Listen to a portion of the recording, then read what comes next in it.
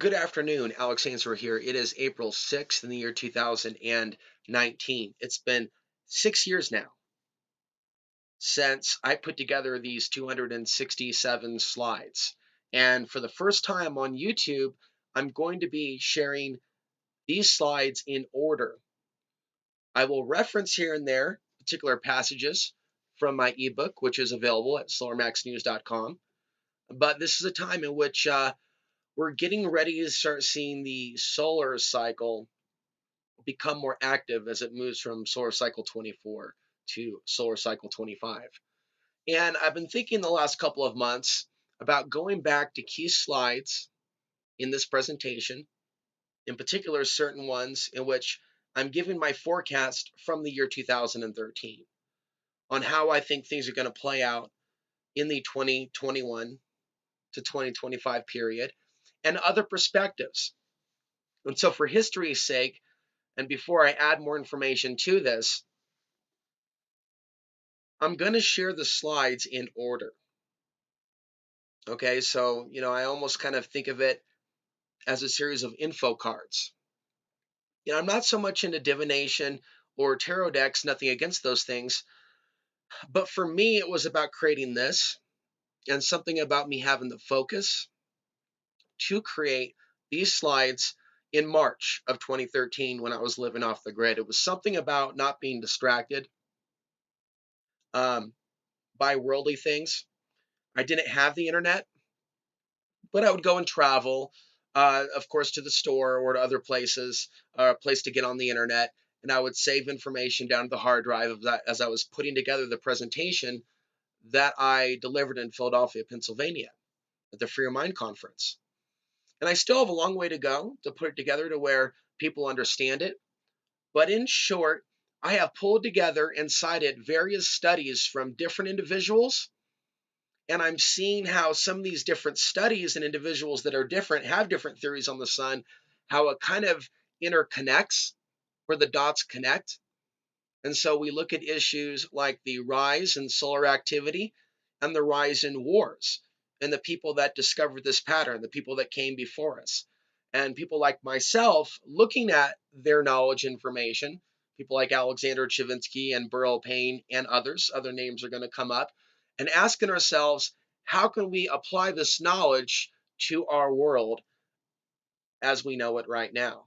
And there's a lot of people that are lost in ignorance and don't realize that there is something to the patterns of the sun. And this also includes earth changes, earthquakes.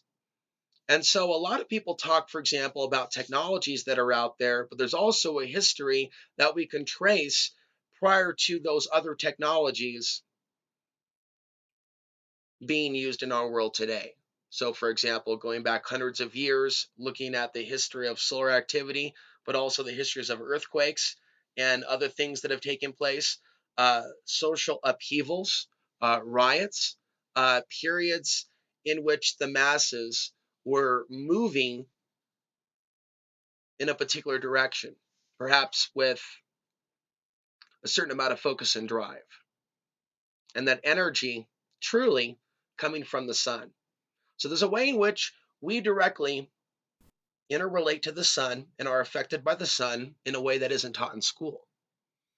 And because most people are walking through life without this knowledge, instead of them using this knowledge to their benefit, it's actually used against them.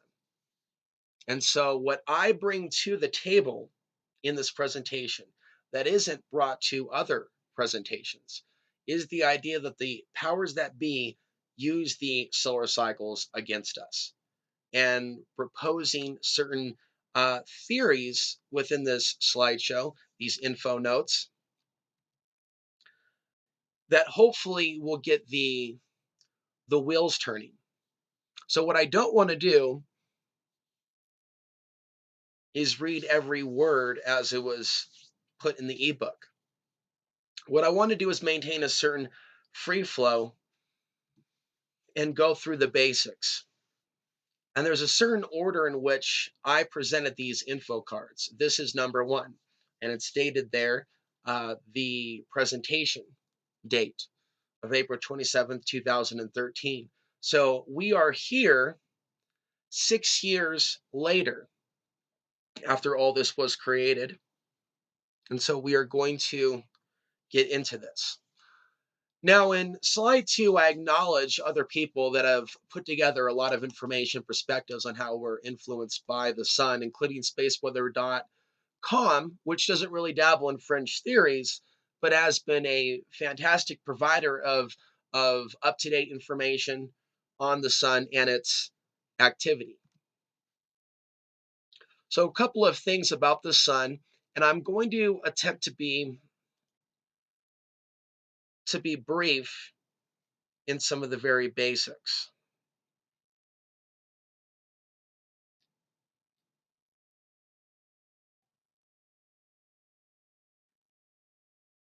All life that is on Earth came from the sun, which is the closest star to the Earth. If there was no sun, there would be no life on this Earth as we know it. The sun is a giant electromagnetic transmitter which floods the planets of the solar system with heat, light, UV radiation, and electrically charged particles. Solar flares and the solar wind containing electrons and protons have shaped life on our planet throughout history, and the changes in the sun's activity affects every person on our planet in some way. Every 10 to 11 years, the number of sunspots found on our closest star rise from 0 to a high of over 400. And we're going to go forward here. Understanding the cycles of the sun and the changes that it brings leads one out of a polarized, linear worldview of an outcome that points to one of two extremes. So, this is some original thought that I'm bringing to this before we even get started in the other things. Now, we've seen this on the internet, have we not? We've seen people focus on the idea that we're about to see a collective shift in consciousness. We saw a lot of this with 2012 with certain elements of ascension theory. But the reality is, that's not really how things manifest here on Earth. It's not that linear. I think things are more cyclical. So that's one of the things that I'm starting this with. It's kind of a re-examination of how people historically have looked at the sun. The other is the catastrophobia, or the perception that the end is near, either in terms of Earth changes or beliefs that they will be successful in all their attempts to control the Earth and all its inhabitants, which, I add, is not in accord with the free will that many have chosen to activate in order to serve a higher purpose. This worldview also leaves no room for miracles and places the New World Order at creator level. Both of these views involve Western linear thinking.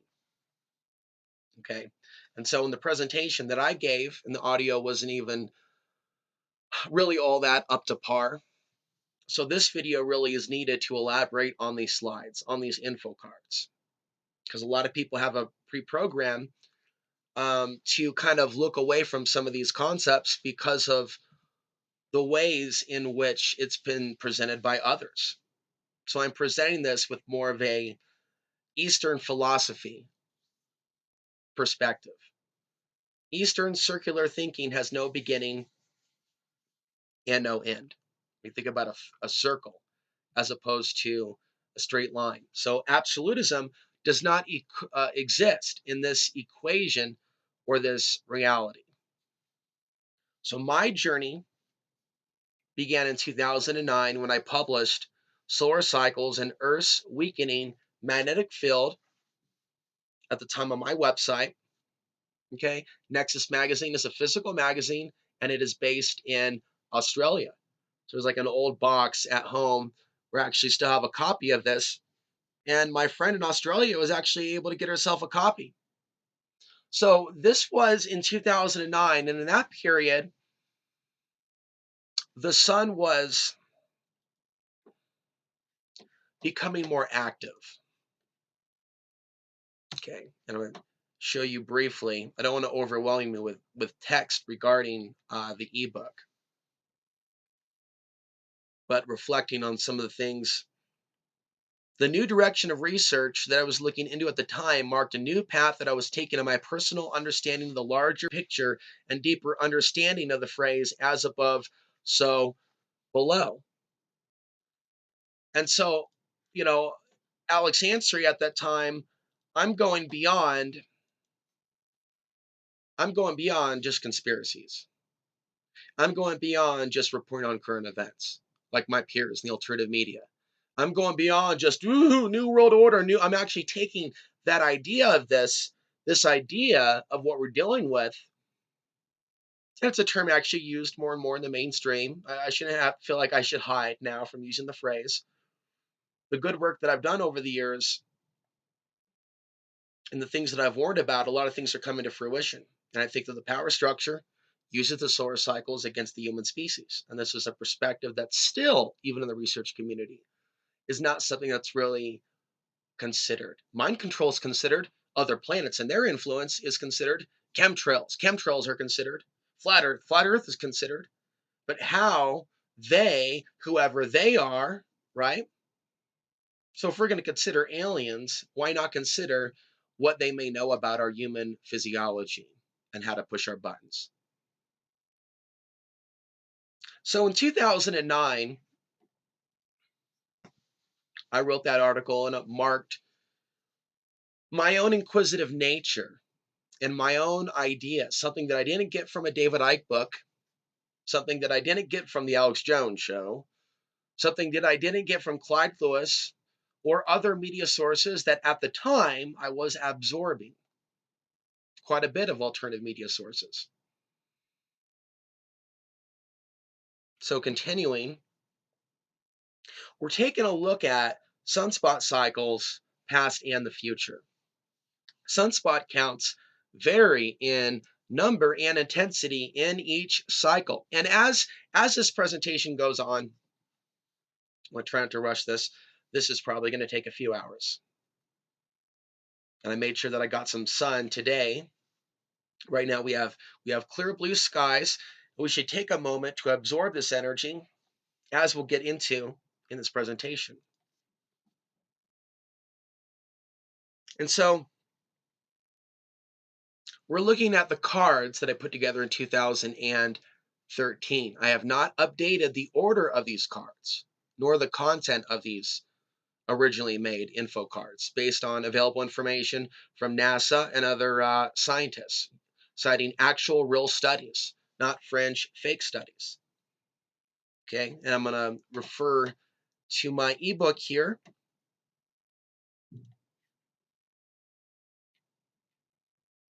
We covered an overview of the sun. Okay, we're about to be getting into the magnetic field. And so here we are in 25, right? We don't know yet how large solar cycle 25 is going to be. And I've suspected that's going to be bigger than 24. Most people have had their focus on a grand solar minimum and the idea of massive unrest also coming from crop failures and that type of catastrophe. That's not necessarily off the table, but what I am focused on is what we're going to be going through the next solar cycle.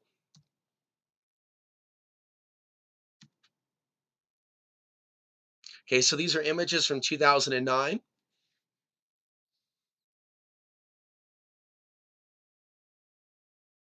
Okay, and they made a projection for a double peak in the solar cycle, which is, it would peak out at different places, not just one.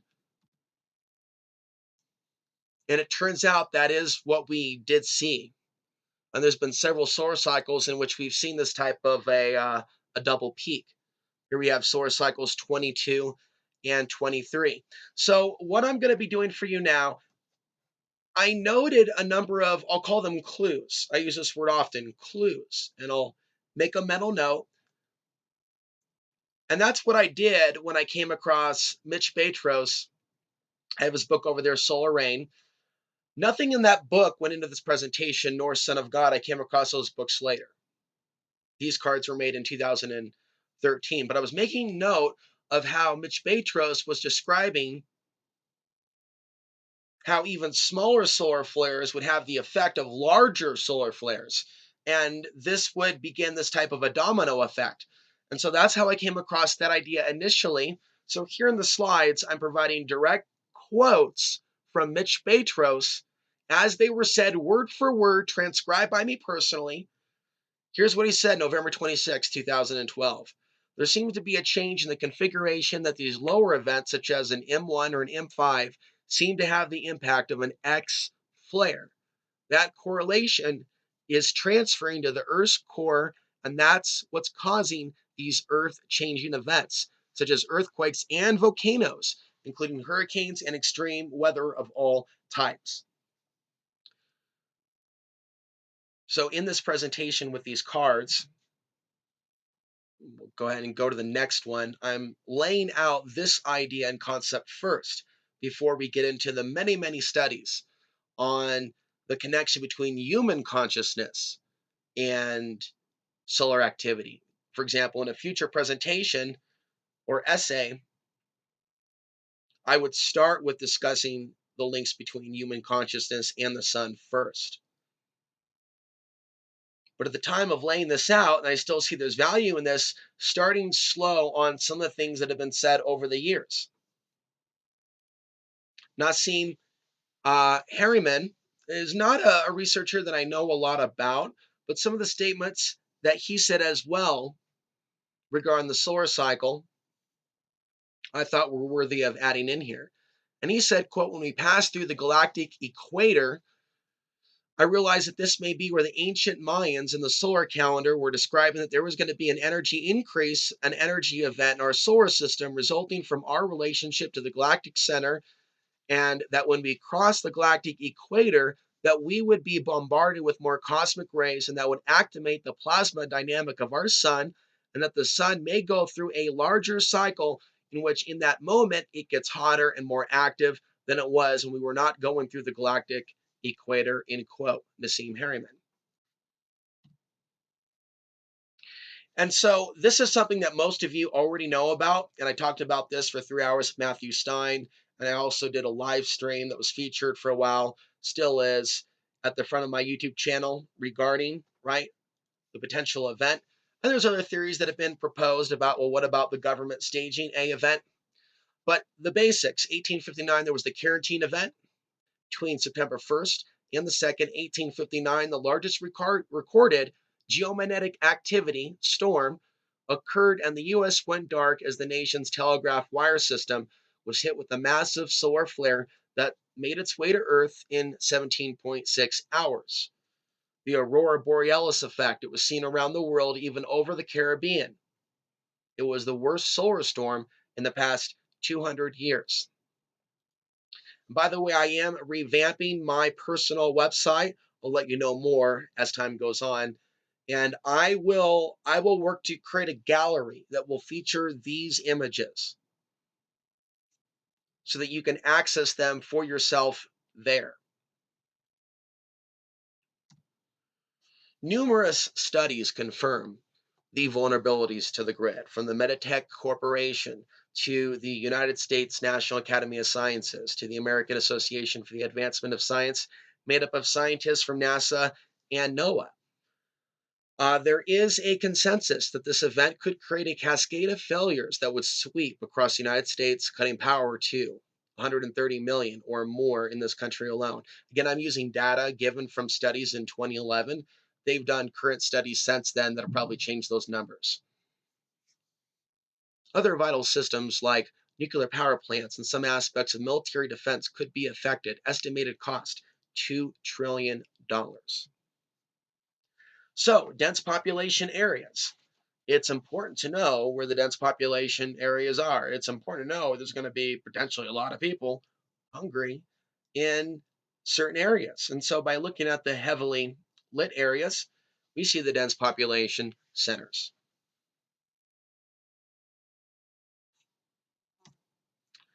Nuclear power plants at risk. Now, this specifically deals with Matthew Stein and what he wrote about with regards to 400 Chernobyls. If the electric grid were to fail during a solar event, the cooling system and nuclear plants would not be able to function, triggering a meltdown if the plants were cut off from fuel for a prolonged period of time. As it sits right now, both generators fueled by diesel are estimated to only have enough fuel for several days. The estimated cost to reinforce the grid is only about $100 million, using statistics given several years ago by those corporations that were involved in that study, Meditech and others. Okay, so for some reason, they haven't reinforced the grid, right? So I asked the question, why? Are they concerned with their Tower of Babel collapsing? Is there a fear in the upper echelons of government and governments worldwide that this Tower of Babel may be on the brink of collapse? Has at any time this government discovered the potential of this event and other disasters with the use of remote viewing or other means?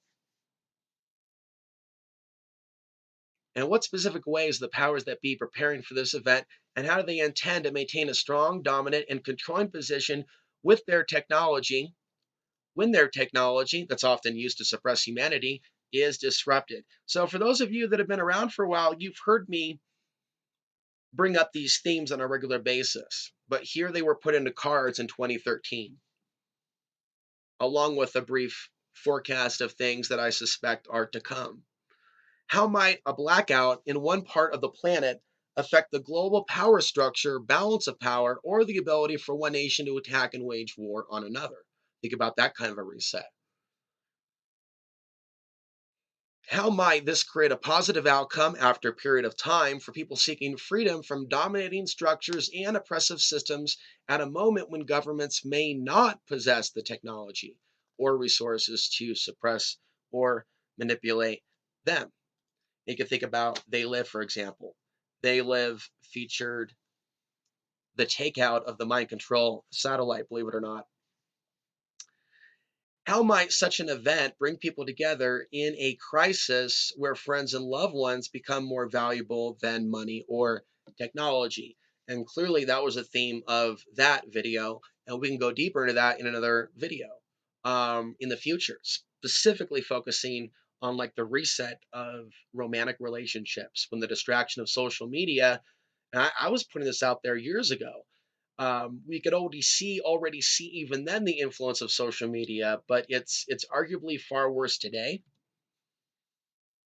The drug-like effects of social media, its impact on relationships, also digital media, digital addiction, people being lost in their virtual reality, even if they're not wearing a headset. Okay, so is this the end or is this the beginning of something new? This is just where I'm starting with these info cards to get people thinking outside of the polarized worldview that was defined earlier. Catastrophobia on one end, right? And then viewing the changes in the sun as something that's going to bring a collective shift in consciousness when the effects in our world and other things taking place when the sun is more active. It's a little more detailed than shiny happy people holding hands. And so balance, kind of like the Buddha seeking to find balance between the extremes, balance is needed with understanding this data. Other major events where technology has been disrupted: 1960, 1989. This is commonly cited, even today. A relatively weak geomagnetic storm caused an accident at a Canadian hydroelectric power plant that left 6 million people in the United States and Canada without power for 9 hours. In May of 1993, a solar flare affected ATM machines in Massachusetts.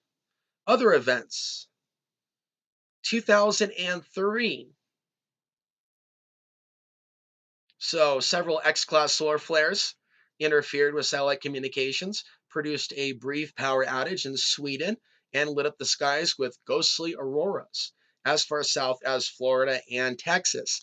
On September 7th, 2005, a string of X-class solar flares, including an X-17, caused lesser disruptions to major power grids and knocked out the GPS system completely for 10 minutes.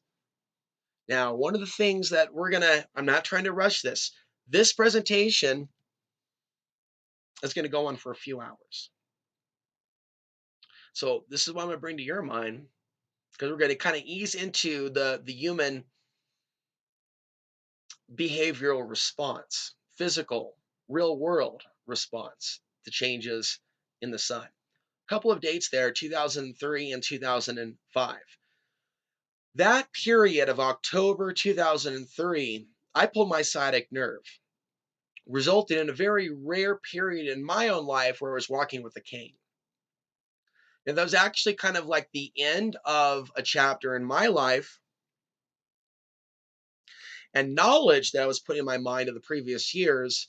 We're going to get into kind of how I looked at my own personal life cycles, lifetime within lifetimes, and saw them lined up with like the sun's activity. And that's what did it for me. So when I look at this, and I'm showing you this info card here, 2003 comes to mind for me personally. Now, let's look at 2005. Hurricane Katrina comes to mind. Also, the energy of those periods seemed to be propelling my life forward. From September forward, I mean, my platform, OTB TV on cable access, really took off right after that little X-class solar flare. So I'm telling you right at the beginning of this that this is also about how we're affected. So the sun's great conveyor belt, the GCP, is a massive circulating current of fire and hot plasma within the sun, and has two branches, north and south, each taking about 40 years to perform one complete circuit. Scientists believe that this controls the sunspot cycle. There's also been some new information since that I believe that I put in the ebook. Record slowdown of sun's great conveyor belt by 2022. So in 2006, NASA solar physicist David Hathaway stated that a previous study of the GCB showed a slowdown. This is what I just was referring to, and said that based on current data, the slowdown we are now seeing means that solar cycle 25, peaking around 2022, could be one of the weakest in centuries. In 2009, his calculations took a turn by 180 degrees when he found that as the speed of the GCP decreases, the number of sunspots increases on the sun, and vice versa. The GCB has been circulating at an exceptionally high speed for the last several years, at a time in which we have observed less than expected sunspot numbers.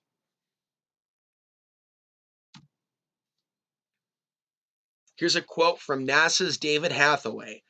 This challenges existing models of the solar cycle and has forced us back to the drawing board for new ideas. Scientists stumped also by by the sun's asymmetrically reversing magnetic field. I chose to put this little info snippet in the slides. The sun's magnetic field is reversing, south becoming north, as it does approximately every 11 years on a cycle, but this time something even stranger is going on. The north is moving much faster than the south, and space scientists aren't sure why. With regards to the sun and its poles flipping, I recall the polar vortex of late 2013. I was traveling during that period on Greyhound from Colorado to St. Louis, Missouri during the polar vortex, as there were articles online about the solar magnetic poles flipping. There's a little bit of micro drama that I was dealing with at the time that I'm not going to repeat here. But again, human behavioral response in myself and others as the sun's going through its changes. I've seen lots of evidence of this. Lots of evidence of this indeed. So the Earth's magnetic field, we're going to go over some basics regarding that. Most of you know by now about the many articles about Earth losing its magnetic field. Giant breaches in Earth's magnetic field discovered. This goes back to 2006. Okay, so here we are in 2019. These slides were put together in 2013. But since then, we've seen an increase in articles about magnetic north moving at a more accelerated rate. I believe it was last month, in which there's a new batch of articles. It's not the first time they've talked about having to recalibrate magnetic north for landing strips at airports. Holes found in Earth's magnetic field 10 times larger than anything previously thought to exist. 20 times more solar wind passed into the Earth's protective shield when the magnetic fields were aligned. This is data from 2008 from NASA. The invisible portals or holes form every 8 minutes and rapidly change location, making them difficult to track. The breach maximizes the impact of solar flares. NASA is concerned because the Earth and the Sun's magnetic fields will be in sync at the peak of solar cycle 24. Now, we've passed that period in time, but that doesn't mean that they're still not concerned. So, this is my brief take on the whole conspiracy thing. I obviously cover subjects that are outside the box. And if anyone takes a serious look at my channel, they can't say that's the mainstream media. So I think what's actually being covered up, and without a doubt, NASA's involved and is under control of the shadow government, but it's what is it that they're covering up? What's going on with their supposed off-world colonization plans and things of that nature? I think that there are deceptions, including with Elon Musk, and I made videos about that. But I think that people get too um, fundamentalist in their approach to research by throwing all of it out. I don't think that's the approach to looking for truth in a world where we're lied to. There's elements of science that does exist, studies that they've done, even ways in which, and recent studies have confirmed that human beings, human consciousness can detect changes in the magnetic field, and that changes in the magnetic field can be induced by technology. So there's even mind control application of some of this, as well as consciousness. There's a lot of really interesting facts about this, not just how the sun impacts us, but other changes. And there's other things that can impact the magnetic field around the Earth other than just the sun. So I think that there has been a lot of people misled into the fast food nation version of conspiracies. I don't think it's by accident. I believe it's by design. So the power elite use the solar cycles against the population. It's a tool of the New World Order, the science of it, and how we react. And they don't want us waking up to that. They don't want us waking up to that at all. And I've seen in my own life through well over 10 years about talking about this, probably nearly 100 videos discussing the sun. How the algorithm doesn't auto suggest when you look up Alex Ansary anything about the sun, but other things, drama, and distractions. Why is that? And why, I'm going to come back to this in a future report or essay. Maybe there's a special book that I need to get about his life, but we're going to be talking about another individual later. Regulars on this channel have heard me mention Alexander Chavinsky. He was a Russian, and the oligarchy had this man put away and thrown in the camps of their day and age because he was dabbling in the type of research that this is dabbling in, how humans are affected by the solar cycle, and from that knowledge can thus mankind be socially engineered through world events that are manufactured in a world where we have evidence of the bankers funding both sides of a conflict from the Middle East to something like the Russian Revolution. But when you look at the periods of time when the sun is more active, that they're funding both sides, there's an added epiphany, there's an added light bulb. And this is what I'm attempting to introduce to the research community. As we continue, however, in the early phase of this longer video, we're going through the info slides in the order that they were created as I free flow here and there, but helping people come up to speed with some of the basics that are out there. So magnetic portals connect the sun to the earth. This is another detail.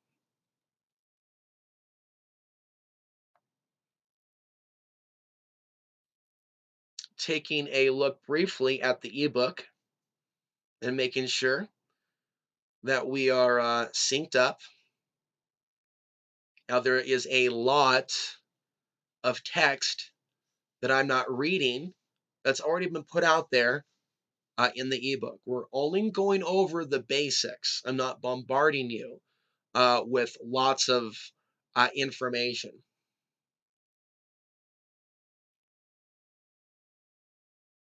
Okay, going through a lot of detail here.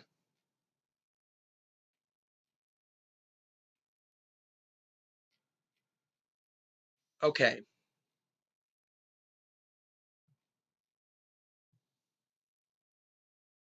a lot of information. I want to thank you for your patience. And I'm having to decide here on the fly what I want to take time to get into as I look at, like, I'm on page 51 right now on the ebook. And so I would just encourage you, take a look at the information for yourself. But holes found in the Earth's magnetic field, that is where I am right now. So in June, NASA's 5 Themis satellites discovered a breach in the Earth's magnetic field that is 10 times larger than anything previously thought to exist.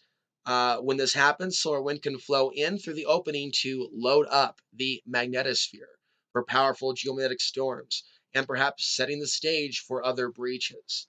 The breach has also been confirmed by the European Space Agency's fleet of 4 cluster spacecraft. Researchers have long known that the Earth and Sun must be connected. However, they used to think that the connection was permanent and that the solar wind could trickle into the Earth environment anytime the wind was active. They found the connections were not steady at all, but often brief and very dynamic. The invisible portals or holes form every 8 minutes and rapidly change location, making them difficult to track. This breach also changed the scientific community's understanding of how bursts of solar magnetism pointed north affected our magnetic field. They previously thought that a north IMF, interplanetary magnetic field, caused the magnetic field to strengthen its shield around the Earth. And so that's another example of new studies and research changing the way they previously looked and how the sun impacted the Earth's magnetic field. Cosmic rays blasting Earth's magnetic field. An international team of researchers have discovered a puzzling surplus of high energy electrons bombarding Earth. The source of these galactic cosmic rays is unknown, but it must be closer to the solar system and could be made of dark matter. That's also citing someone by the name of Phillips in 2008 from NASA. And this is still regarding the breach of Earth's magnetic field. Earth's magnetic field moving east at 40 miles per year. So that number may have increased since I put together these info cards in 2013. Like I said earlier, there is a new round of articles that have been trending about Earth's magnetic field. So, perhaps your imagination is already going. Maybe you already know where this leads. Of course, there's a potential for a pole shift. But even on the way to that, a thinning of the Earth's magnetic field leaves us what? More vulnerable to things like asteroids, meteors. Continuing with the slides,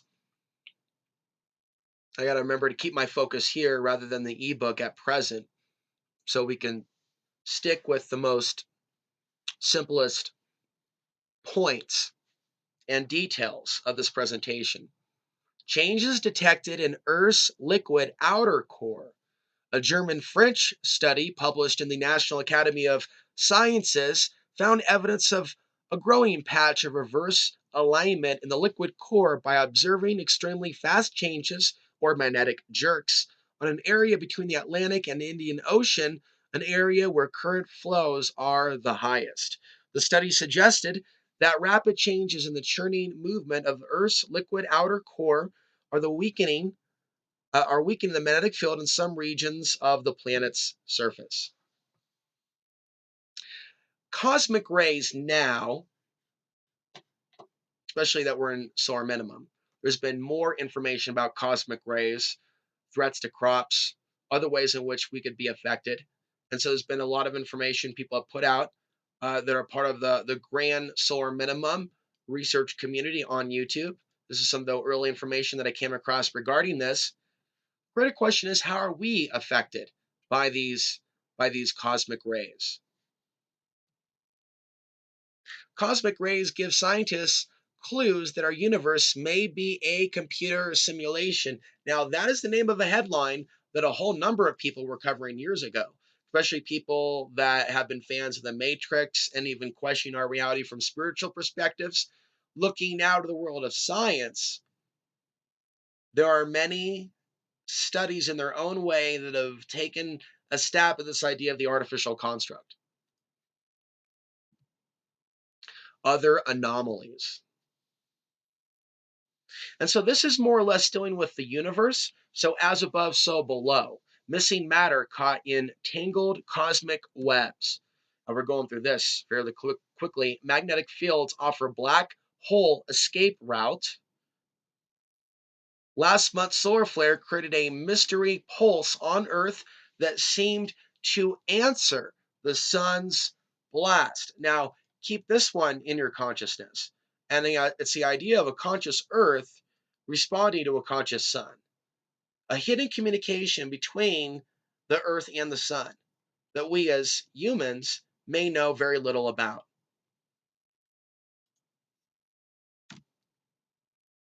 Changes and new discoveries in our solar system. And again, these were compiled. These were compiled when I was living off the grid in Costia County, Colorado in March 2013. I didn't even have my own solar panels. I was basically living in a yurt at the time. So it's like I literally, with the focus and jotting down the things, and I didn't have the internet, I was disconnected from that and the grid. I'm thinking about the dots that I think are worth connecting in this presentation.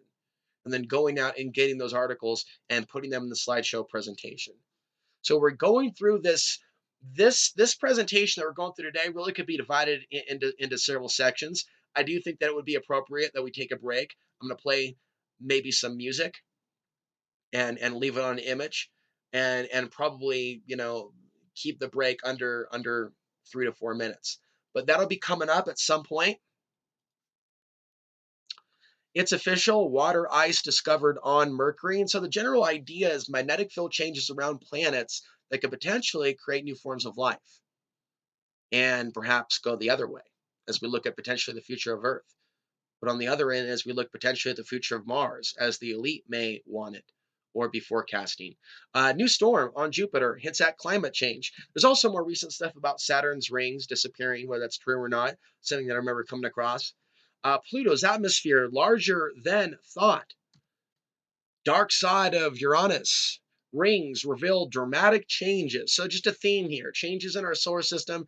What is causing it? Is it changes in the sun's output? And the sun's output changes in the sun's behavior does impact, although it's not really recognized. But I do believe that it does impact temperatures on Earth and a cascade of factors.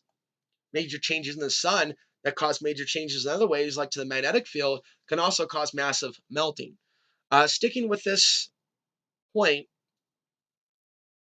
and with this slide, as I start to get more excited as we progress through this, NASA's spacecraft reveals dramatic changes in the Martian atmosphere. So I wonder, is there something that they know that we don't know? And going to the ebook,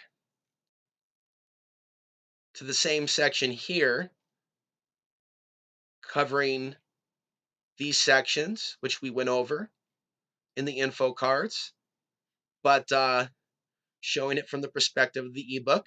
Bizarre vortex on Venus changes shape every day. A list of other things.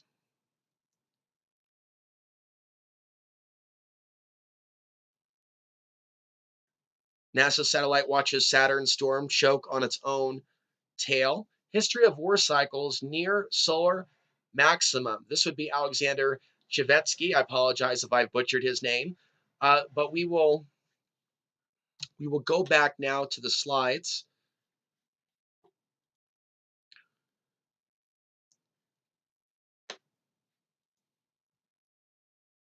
Strongest evidence yet for there being life on Mars. Changes in the ionosphere of Venus discovered. 7 new planets found. 2 may sustain life. And so, one of the things that you've heard from me for a while is the idea of pattern recognition. And some people even have theories that this may not be our true sun.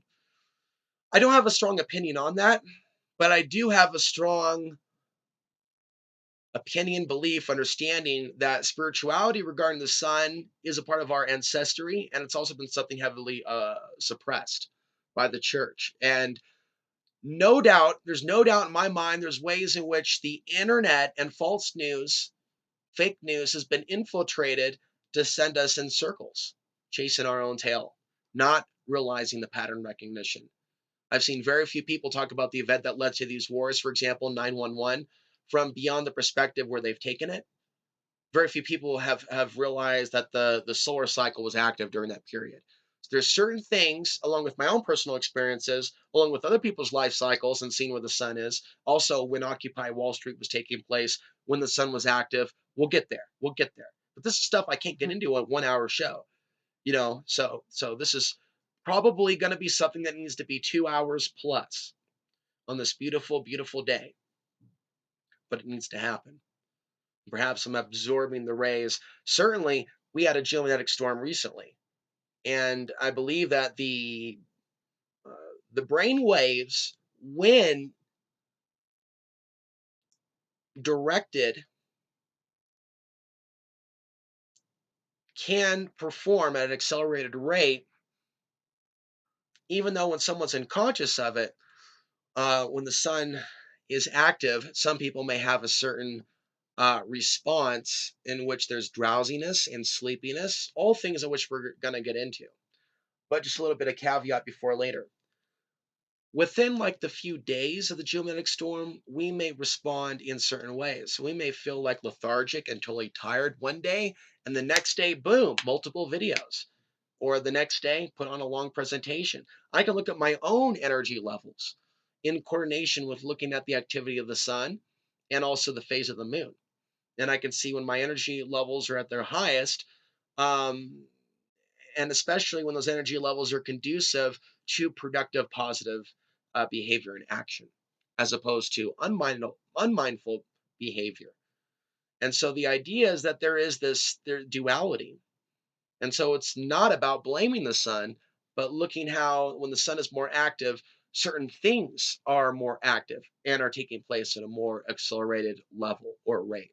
And so I'm going to be showing some examples of that later on in the presentation. Examples like music, fads, um, elements of entertainment. So not just geopolitics and world events, and not just negative things, but also citing things like spiritual experiences. I think that there's a certain reason why there are movements, spiritual movements, even something as microcosmic as a specific group that has its golden years or heyday. Even if some people may call a particular group, UI or others, even if we may judge them as a cult or that religion, there still is something about people coming together and getting something done, and whether we agree with their politics or not. And so subconsciously and consciously, this is the free flow below the surface. People are motivated by the cycles of the sun. They are driven by the cycles of the sun.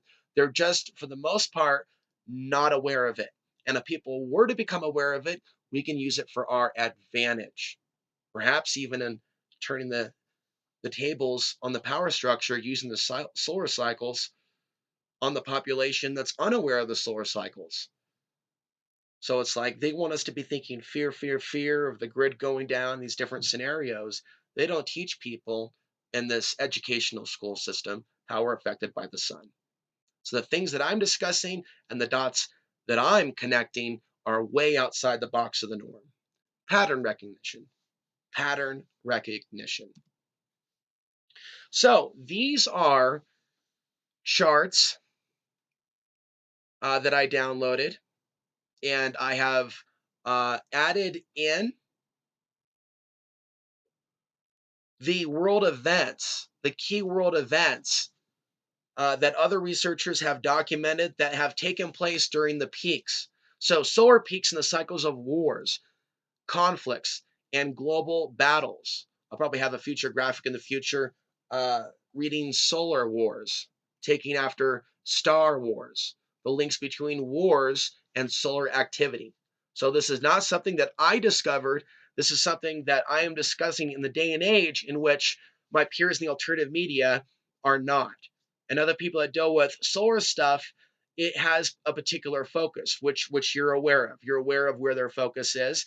I think that our work complements each other. I don't think that we're all meant to sing the same tune. And so this is also why I maintain a sense of consistency, why I'm showing you in order the 267 slides, many of which I did not get to share at the Mark Passio For Your Mind conference, because you can't do all this in 1 hour. You just can't. There's been other videos in which I attempted to, and I just covered like 1/4 of it and just stopped. But it's my goal to present this in a way to where the information sticks, and I hope that you will share this to someone that will benefit from this knowledge. There's also ways in which you can donate to my work, links down below. But it is a goal of mine to expand my research. This is Alexander Chavinsky. This is the Russian that I've been referring to for years. That was put away in the gulags for his studies.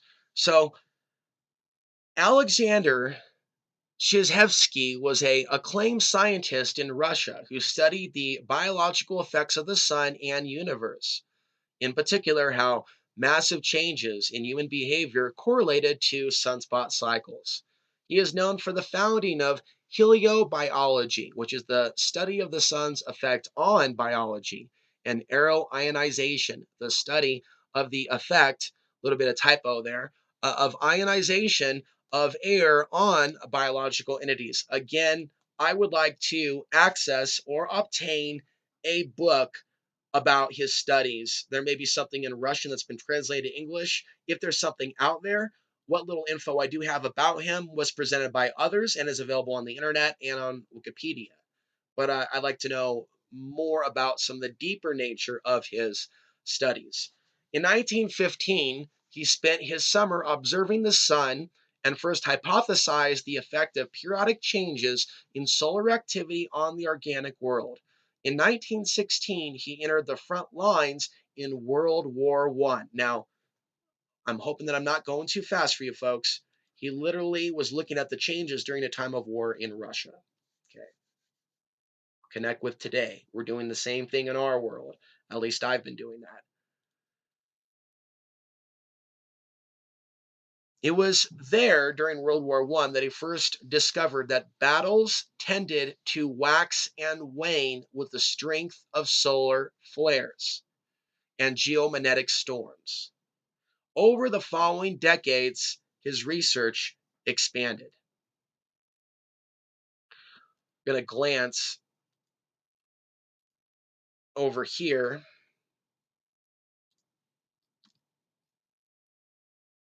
The data on cycles of war go back at least 2,500 years in the East and about 440 years in the West.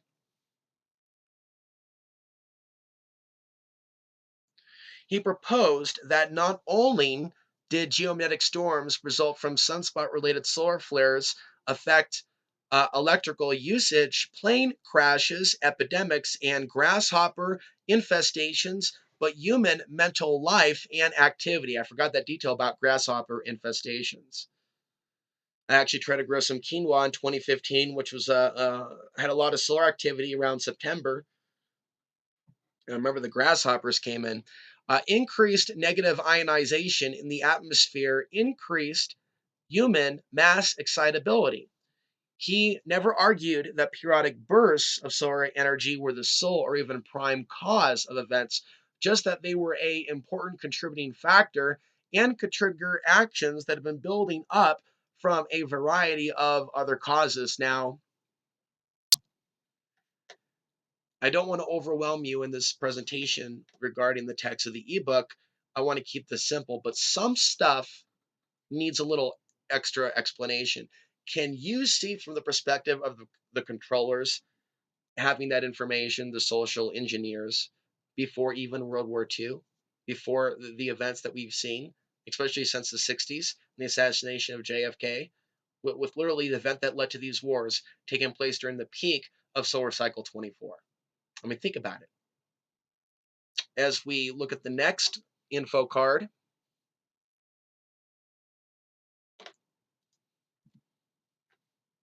he constructed an index of mass human excitability, and he traced the incidents of wars, revolutions, riots, expeditions, migrations from 500 BC to 1922 AD. Now, as I'm reading this, think about the highs and lows, periods in which we've seen more activity, riots in the streets, unrest between people, and periods in which it's been quieter. Think about that, the waning and the waxing. It's not always on. It's not always on. There are periods in which there's a lot of quiet activity regarding things under the category of mass human excitability. Think about those. What might be those things in our world? I would suggest a lot of things, ranging from things that I've mentioned to migration, people straight up moving into certain cities, and how human mass excitability, this index, may be directly related to real estate prices in certain regions where it's about a certain population going into a certain area, but it's really about supply and demand. And as you'll see signs of, there are elements of Wall Street and the financial community, at the very least, the Federal Reserve Bank of Atlanta, that have taken notice of this. So he found that 80% of these events occurred during a 5-year period surrounding the peak of solar activity, while which increased negative ionization in the air.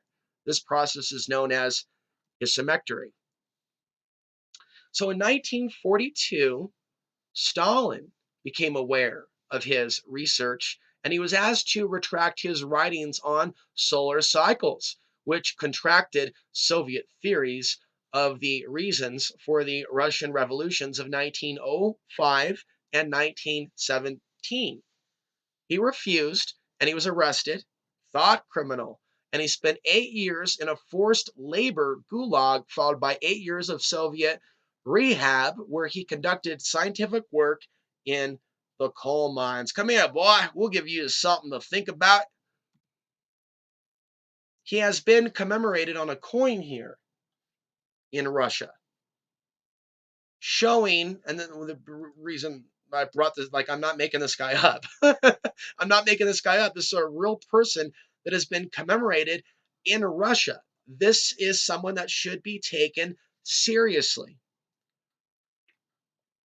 I mean, here we are years later, and spaceweather.com, which does not dabble in fringe theories and research, recently ran with that report about magnetic fields affecting human perception, or human perception being able to detect magnetic fields.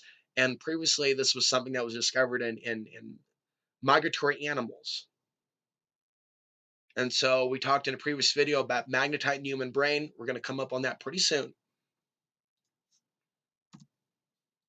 So Raymond Wheeler stumbles upon the research of Alexander Chivinsky. Who knows? Maybe the future will have people stumbling upon the research of Alex Ansary and where he took it. Raymond Wheeler confirmed that the patterns span human history as far back as 2,500 years. He gave a ranking of 1 to 3 based on their severity, and he found that intense magnetic upswings directly affect the human brain and at times drove mankind into deadly emotional tantrums and frenzied killing sprees. He analyzed world climate and cultural activities all the way back to the dawn of recorded civilization. He presented his research in his book, Climate, the Key to Understanding Business Cycles. So, what I want you to think about now, after that info card, is what you've heard me express regarding my concerns about 2022 and elements of extreme political movements involved in political violence, whipped up by the energies and literally like being led by puppeteers that are working for others that know what they're doing.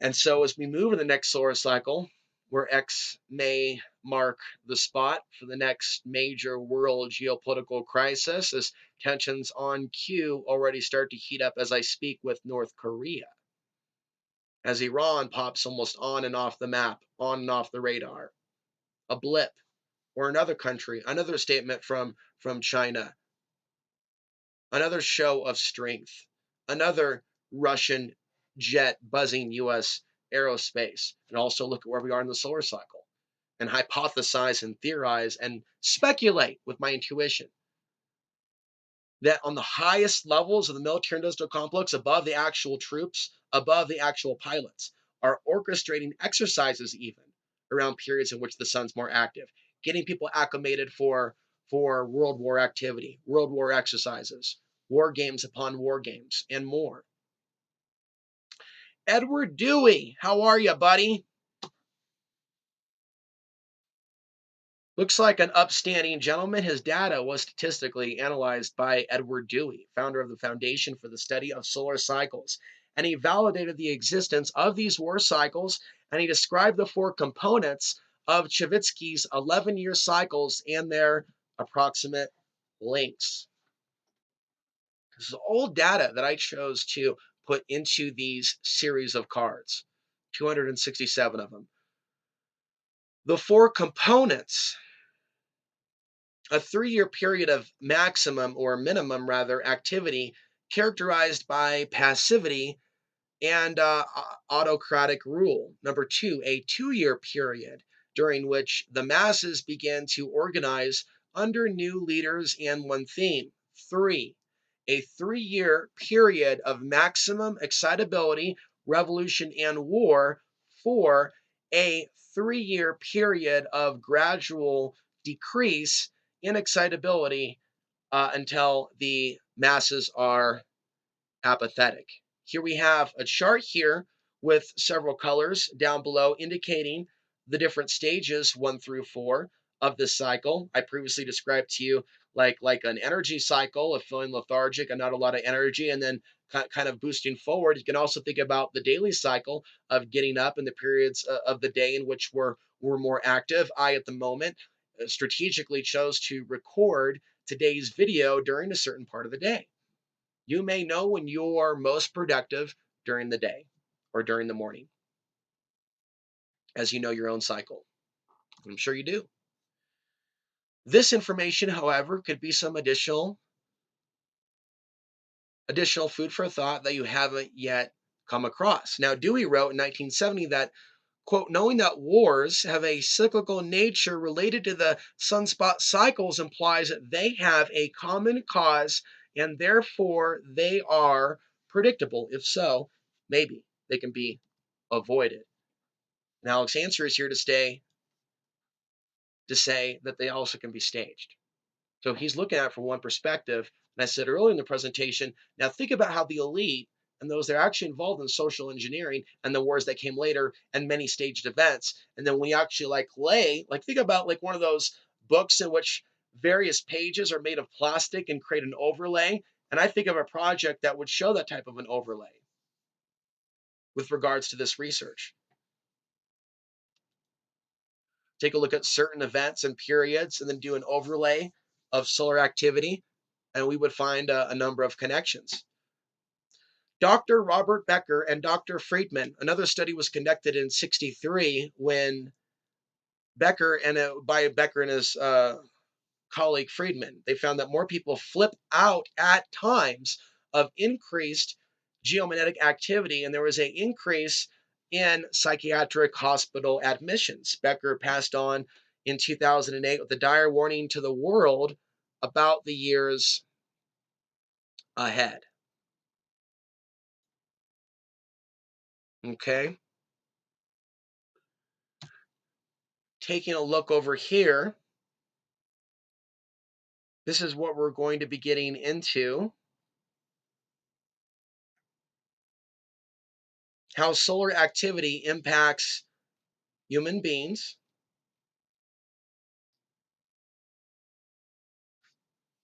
Going to add in some additional information that's not in the cards.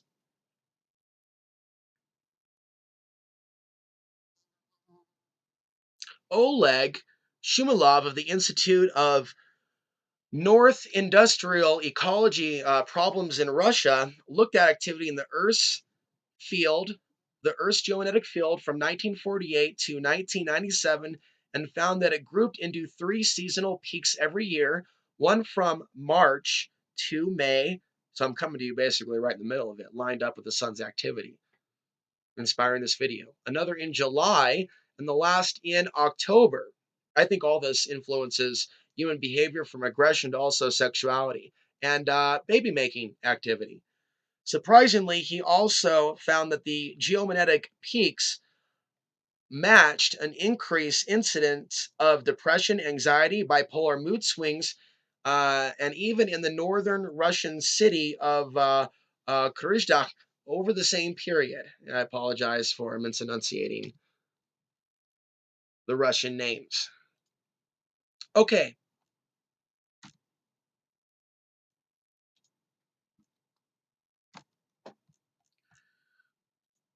going over here,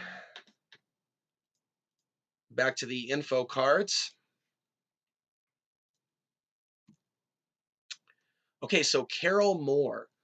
I found her research getting into the influence over protests and activists, people trying to create positive change in our society.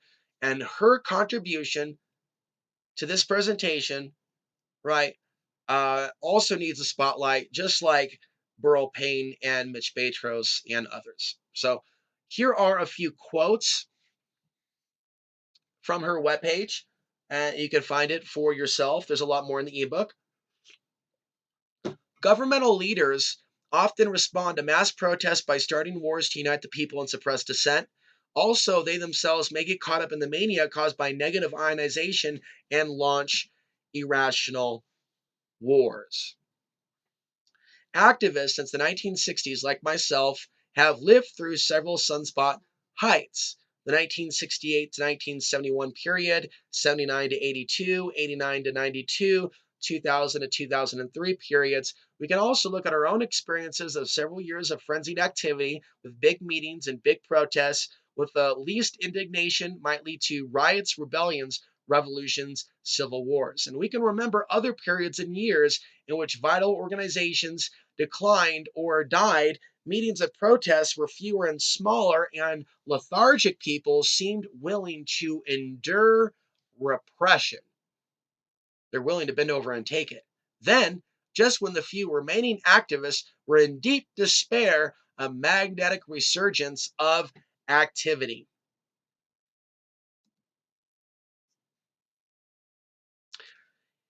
If government intelligence agencies are on their toes, they have bookmarked this page. And I'm going to add in, and those individuals that talk about such things, and of experts studying the effects of sunspots on activism so that they can squelch or even redirect such energies when they rise again, as the algorithm will redirect what you search for when you type in names and things. It aims to redirect. Do you understand? Isn't it interesting how there's ways in which technology and social media can redirect the energy, can redirect the focus at a click of a mouse?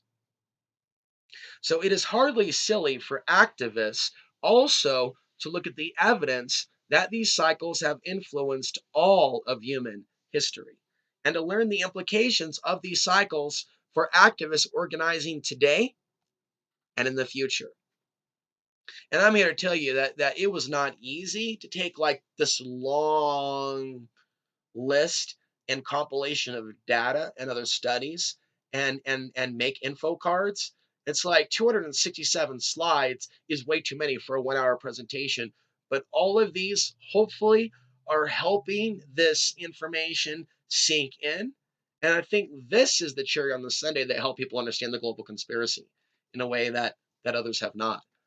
I'm making a massive contribution to the research community through this presentation. Dr. Burl Payne in the 1980s, he found that the start of warring behavior occurred on the ascent or descent of the sunspot cycle, and that the physical mechanism to trigger this was changes to Earth's magnetic field, which affected brain rhythms and hormone balance of sensitive individuals. Now, this image here is indicating that on the going up and the going down, I've described this before. This is from his ebook that he produced on the sun. The going up and the going down, being that we're going to see some of the most activity where the peak is maybe not the peak of the warring behavior, but going up and going down. And so this is valuable information as we look at these stats and statistics. Other charts, war cycle chart by Dr. Burl Payne. And this is probably not as enlarged as it needs to be. We're going to flow through, though, the war cycles. And so this piece of art from his ebook depicts the difference between male and female and men on this level regarding the sun and the moon. Men potentially being more responsive to the sunspot cycle, the 11-year sunspot cycle, with women potentially having more of a direct relationship or impact with the 28-day lunar cycle. So we have female PMS on the left side, and he hypothesizes about the warring behavior being male MMS, male macho syndrome, MMS.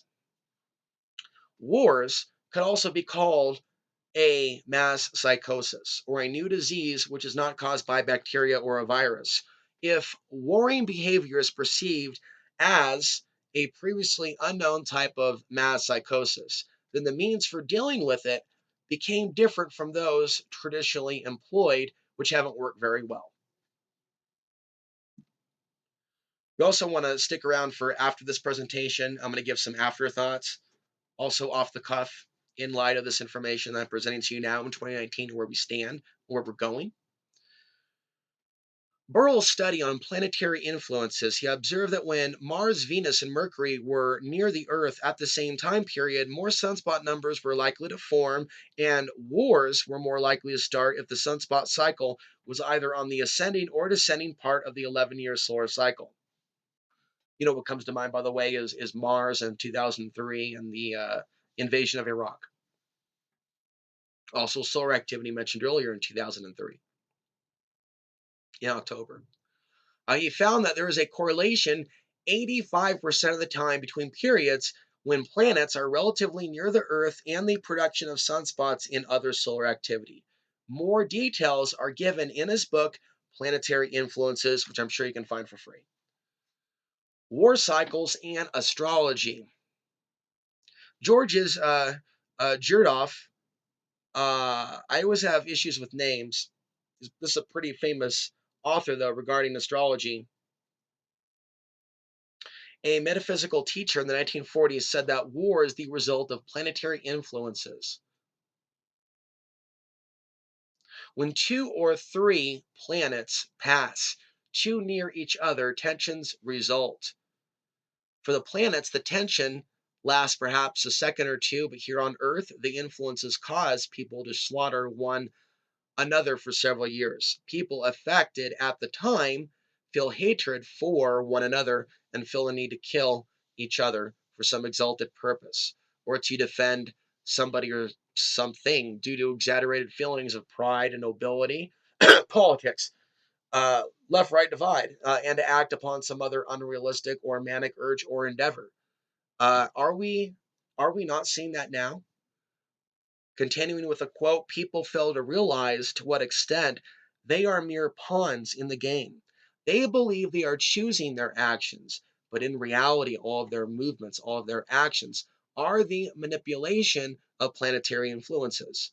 The moon plays a bigger part in this.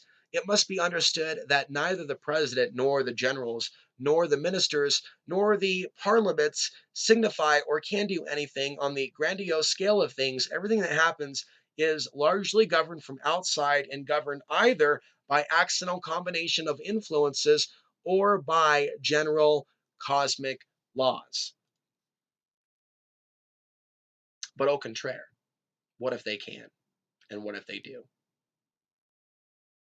And so I went out fishing for knowledge and data on the sun that was way outside the box of where other people take it, in light of the research that I was already involved in, and looking at this future battle with China. I don't believe that the US is designated to win in the end. And I look at these manipulations, and it's like there's something that they know about the fluctuations of the human hormonal pattern. And it's almost as if, like, looking at the event that led to these wars, all the predictive programming that also came before that, in the period of the 80s and 90s, there seems to be an element of the social engineering that was pumping us up, pumping us up, pumping us up, getting us ready for the big event. And then, boom, the sprawling out of the military industrial complex. And now America is in the economic situation that it is in, primarily because of that, not immigration. Even if people have passionate views about that, we're talking about a military industrial complex and military bases that are sprawled out all over the world. Looking at this and the rise and fall of civilizations, which is also an important part of this presentation, the massive sprawl of this military and our debt is in line with particular cycles. And we can see that when we zoom in on the period in time in which we're in and which we came out of. And we can look at the world events, and briefly, we're going to list some of them. So this is something that you can pause and take a look on your own. You can also access the ebook. They started counting the solar cycles back during the time of the Revolutionary War. So that was also something that did it for me, is recognizing that when the solar cycle was more active, this country was going through the Revolutionary War. But it wasn't just here, it was also in France. And so there's something about perhaps a thirst for freedom. We're not gonna take it, 1776 style. And as we look at also where we're going astrologically, there's a viewer of this channel that's followed my projections on the sun and what I've been saying about 2025. And he says that there's something about that period and what's coming in the 2020s that's similar astrologically. Solar cycles 5 to 7. We have Napoleon conquering Europe. We have other wars. Revolts in Turkey, Mexico, Belgium, Poland, France, and Britain between 1828 and 1832. And a lot of the stuff I'm not reading because it's up on the screen. So if you happen to be by chance just listening to an audio version of this, the slides have a more detailed list, which was compiled by some of the people that we mentioned earlier that began to look at world conflicts and the sun. Notice here 1858 to 1861, the American Civil War begins. Revolts in India, Italy, and China. And we had the Carantine event of 1859, which affected the small grid, the telegraph wire system that the United States had then. Solar cycles 11 to 3. Continuing, solar cycles 14 to 18. Okay, there you see a red arrow. I used Keynote, and I've barely used Keynote, and I've barely used Keynote since. And so these slides will stand the test of time.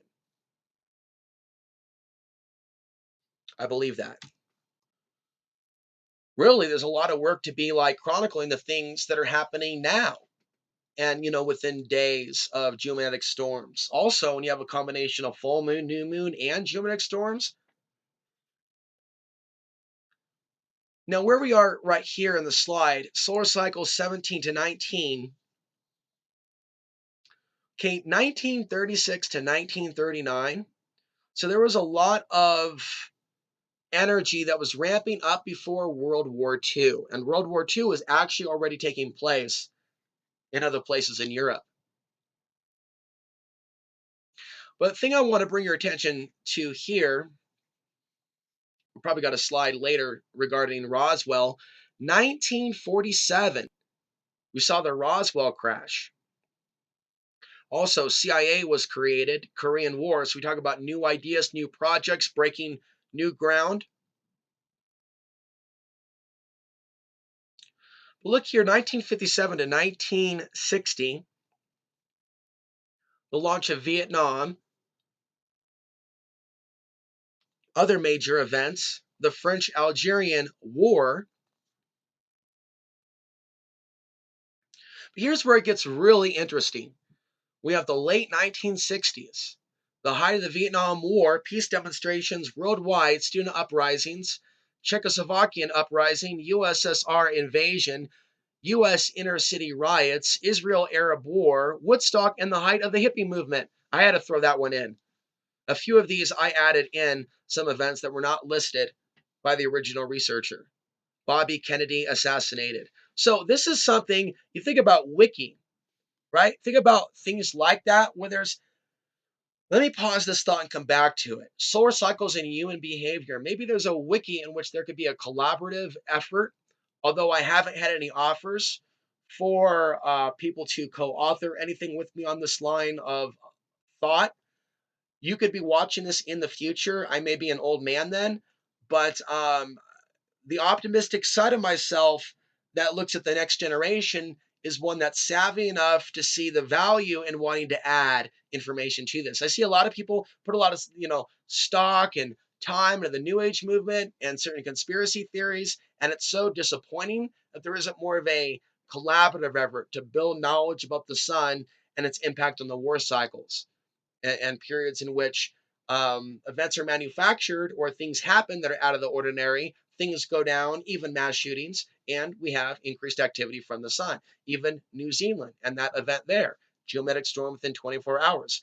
I mean, the examples go on and on and on. And I'm stressing if the light bulb is going off for you, that humanity would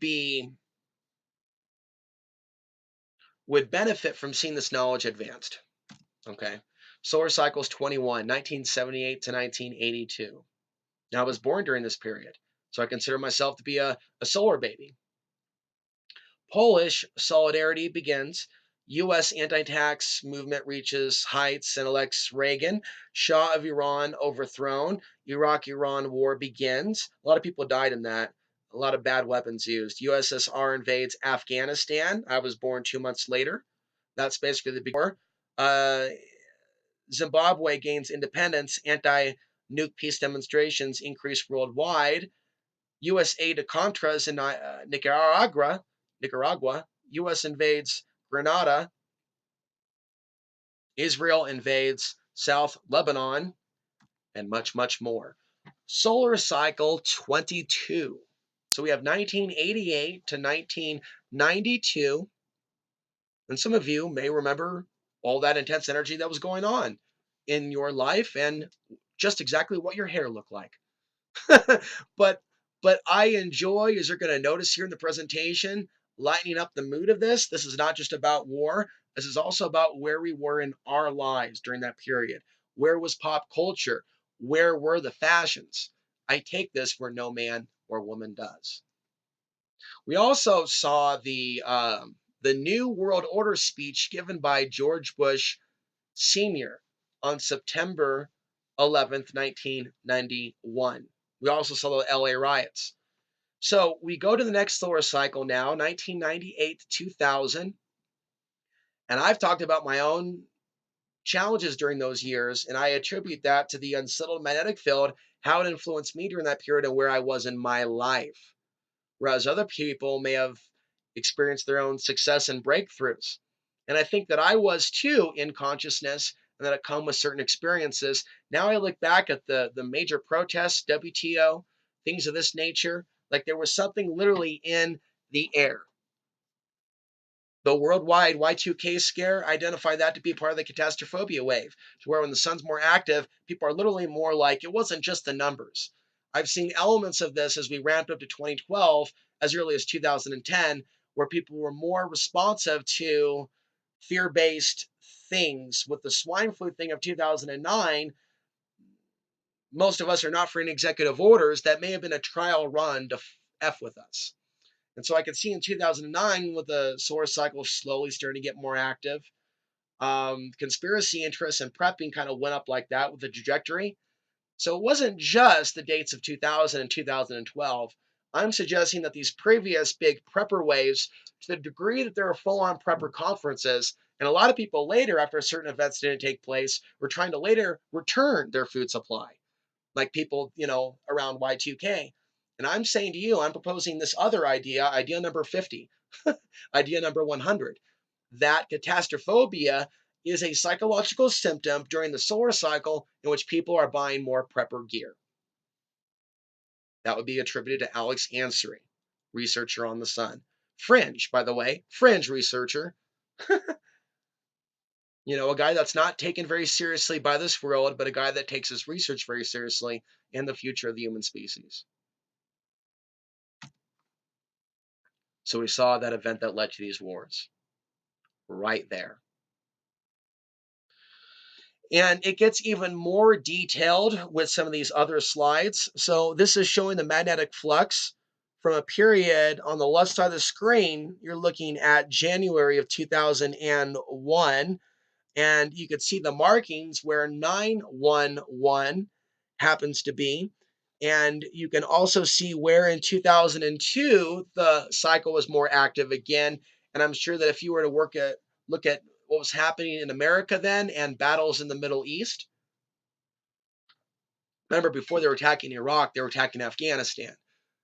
You probably see the most amount of people killed in stories of battles in around the period in which the sun is more active. Solar cycle 24. Okay, the peak in which we've already come out of. We've been in the minimum. Again, we're positioned for solar cycle 25.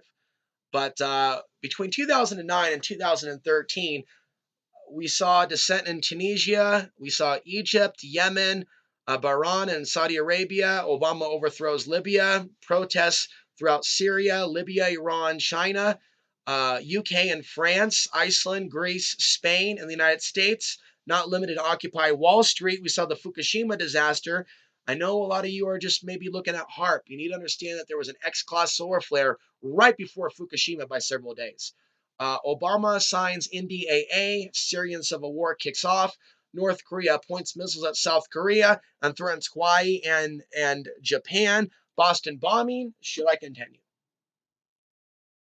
So that's what I was in the Boston bombing occurring, I believe, 2013, right before the presentation that I gave, where I showed these slides, but I had to race through most of them very, very quickly. But now, today, on April 6th, 2019, during the solar minimum, on the cusp of the beginning of the next solar cycle, I am bringing this knowledge to you. I am working to slow down the presentation to the point to where I'm not racing over critical facts and details. The ebook has a lot more knowledge, a lot more information. I am going to reflect on some of this. So we just went through most of this.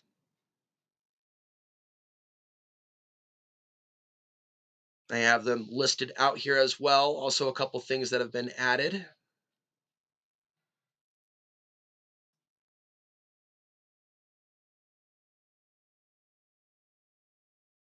And we have some additional quotes from Carol Moore during the latest sunspot cycle height, and she wrote this over a decade ago, 2000 to 2003. This is Carol Moore's words.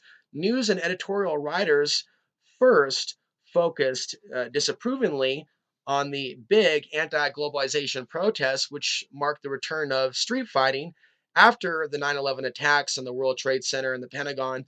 Protesters largely abandoned their passing fancy with street fighting and returned to nonviolent street protests. The news and editorial writers were forced to report on the February 2002 and January and April 2003 worldwide protests that were the largest synchronized protests in world history, involving tens of millions of protesters in thousands of protests. Now that we're at the bottom of that cycle, there is much despair among activists in many movements at the relatively low level of energy, the disillusion of activist groups, and the lack of reaction to increasing government oppression. So, ending this section with this quote, we have in our world today people saying things like, when are they going to wake up? And so, for regular viewers, you've heard me talk about a cycle or phase to where people are more awake and more asleep, and it deals with that understanding that Carol Moore is getting at. And then we talk about the 4 different parts of the solar cycle. So there's an actual like apathy, empathy, factor. Periods in which people might be more empathetic to certain things or ideas, and other periods in which it's more apathetic in relation to where they are on the solar cycle. So economic cycles and the sun, moving this along. And so this is a chart that was done back in 2005, I believe. Actually, it shows there 2003. And this is looking at the period in the 1980s as well as the 2000s, and comparing the economy with the solar cycle. Now, the Federal Reserve was created in 1913, and that is during a period of a spotless sun. So the idea here that's being hypothesized is that certain things seem to be done by the establishment during periods in which they expect the least amount of resistance for some reason. Another way to look at it is perhaps things were calm enough at that moment for them to be able to do something, to be in a state of organization and focus. So sometimes we see those breakthroughs during the solar minimum because of all the intensity and the noise during the solar maximum.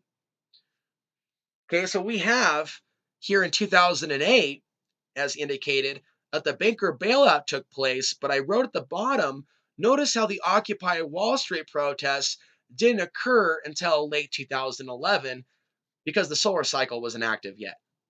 Literally. So when the solar cycle woke up, and a short number of years after I wrote that 2009 Nexus magazine article, I literally watched Portland, Oregon transform.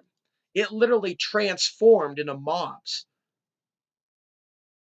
during those Occupy protests. This is the precursor to Black Lives Matter and the precursor to the current protest between Proud Boys, Patriot Prayer, and Antifa, a name that only a small group of people associated with.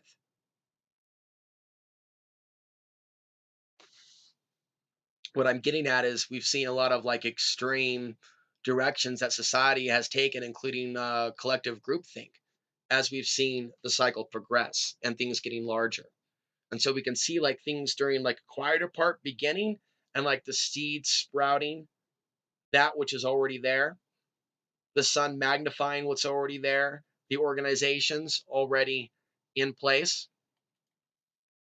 And I'm letting you know this is like a totally different way to look at life, reality, and the sun than what is commonly proposed. Okay, so riots, wild markets, did space storms drive us mad? A 2003 study by the Federal Reserve Bank of Atlanta found that such storms could affect the stock market as traders were more likely to make pessimistic choices. The report states unusually high levels of geomagnetic activity has a negative, statistically and economically, significant effect on the following week's stock returns for all U.S. stock market indexes, indexes. So here's an equation. We're segueing now.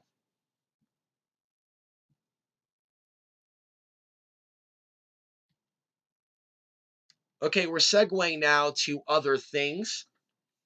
These are in order, right? I'm not trying to lose you. I'm connecting different dots here.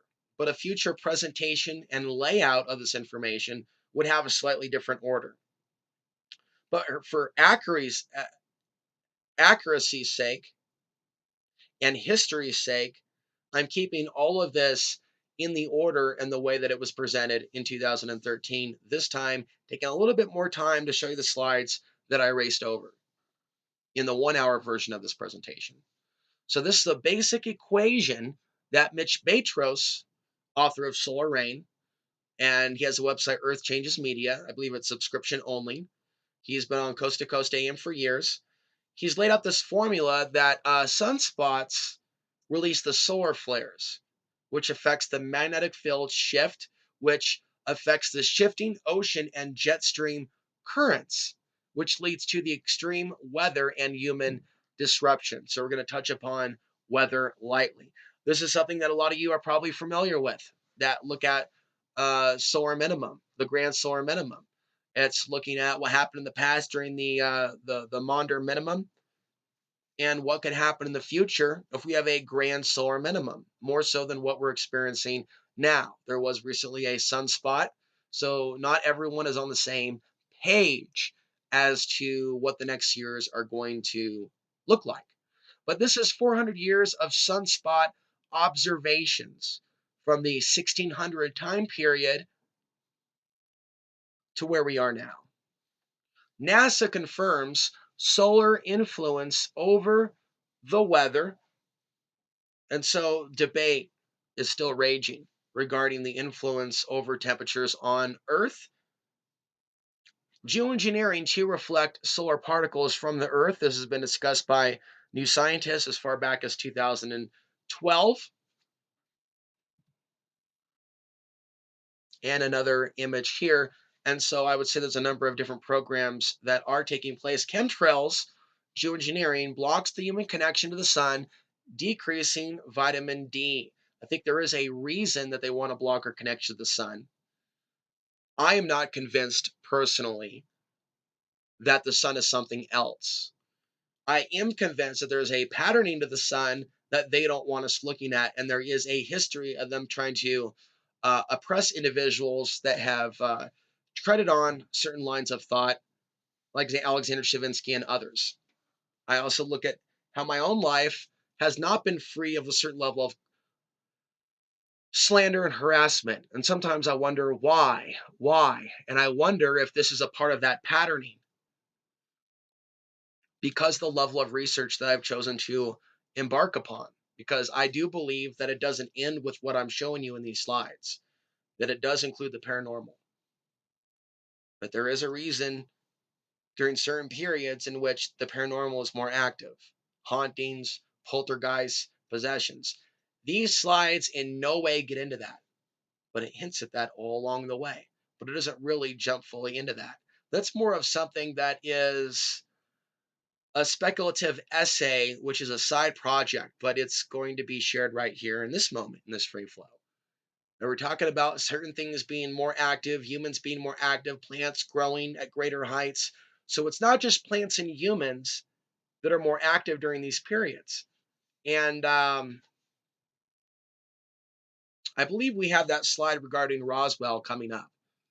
Okay, so right here, what we have here, Earth-changing events linked to solar cycles or solar activity.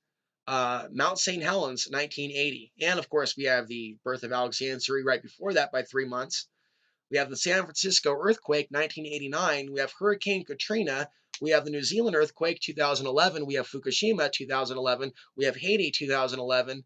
And then I show a question mark for that which we may see after 2013. So there's plenty of follow-up work to do after. And my life was not without its complications in the direct year after producing this, when I moved back to Portland, Oregon. My hopes are is that the future will have more opportunities for me to share this knowledge information, maybe even traveling around the nation, putting on this presentation or an updated one in various towns.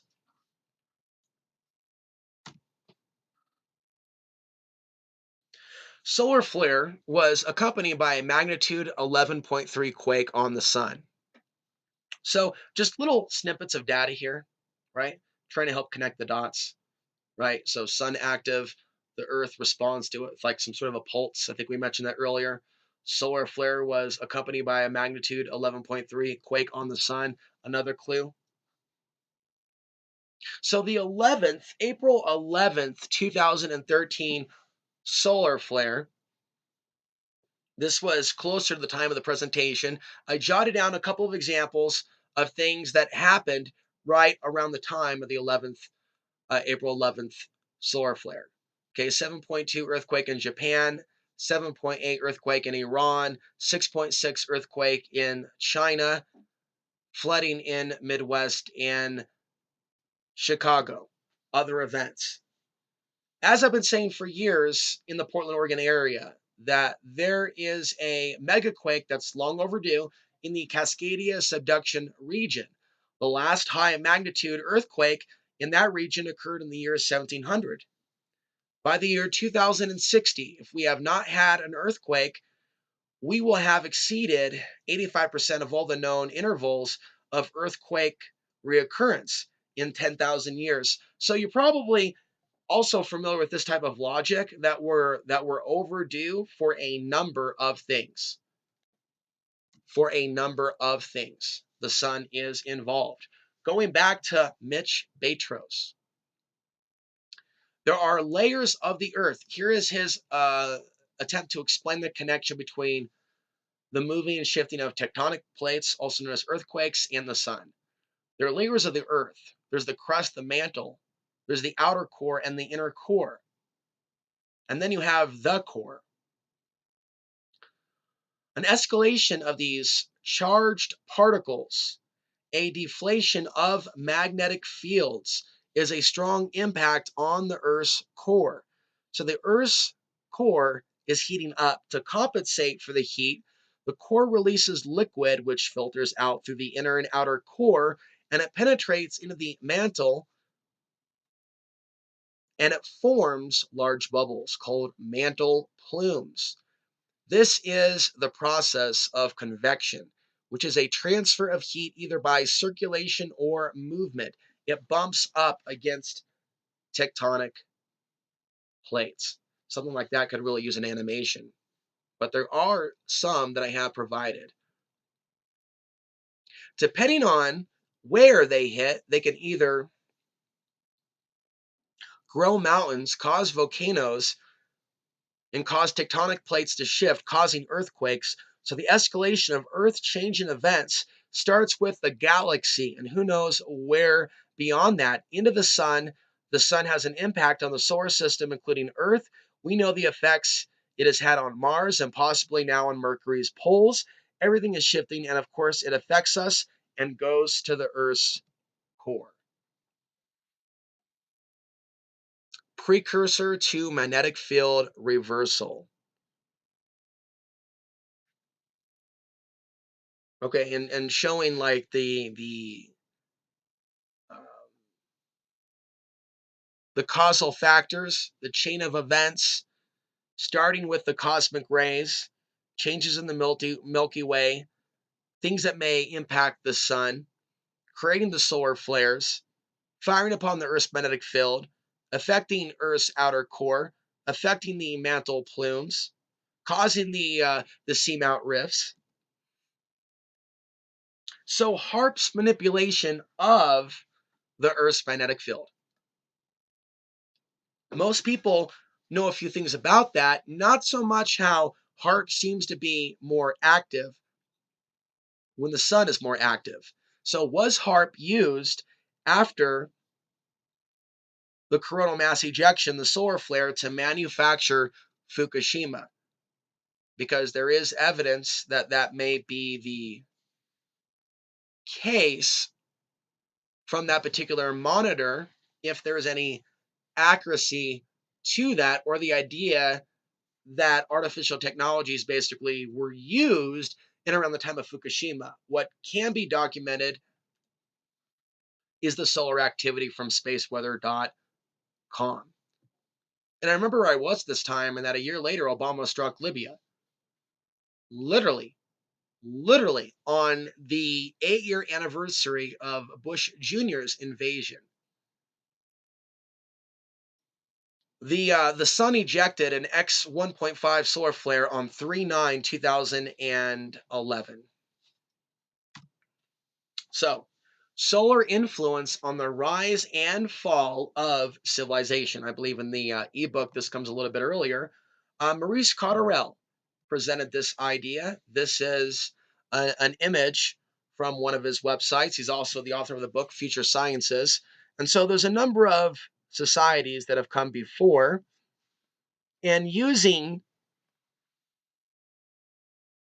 solar data, looking at the carbon 14, there is a correlation that this chart represents between these civilizations and these larger phases, cycles of the sun. Remember, there are the cycles of the sun that we're aware of, right? The on average 11-year solar cycle, but there's going to be other cycles that are going to be affecting population. And this relates to miscarriages. And I believe that we're going to be getting into that eventually. Collapse of the Mayan civilization.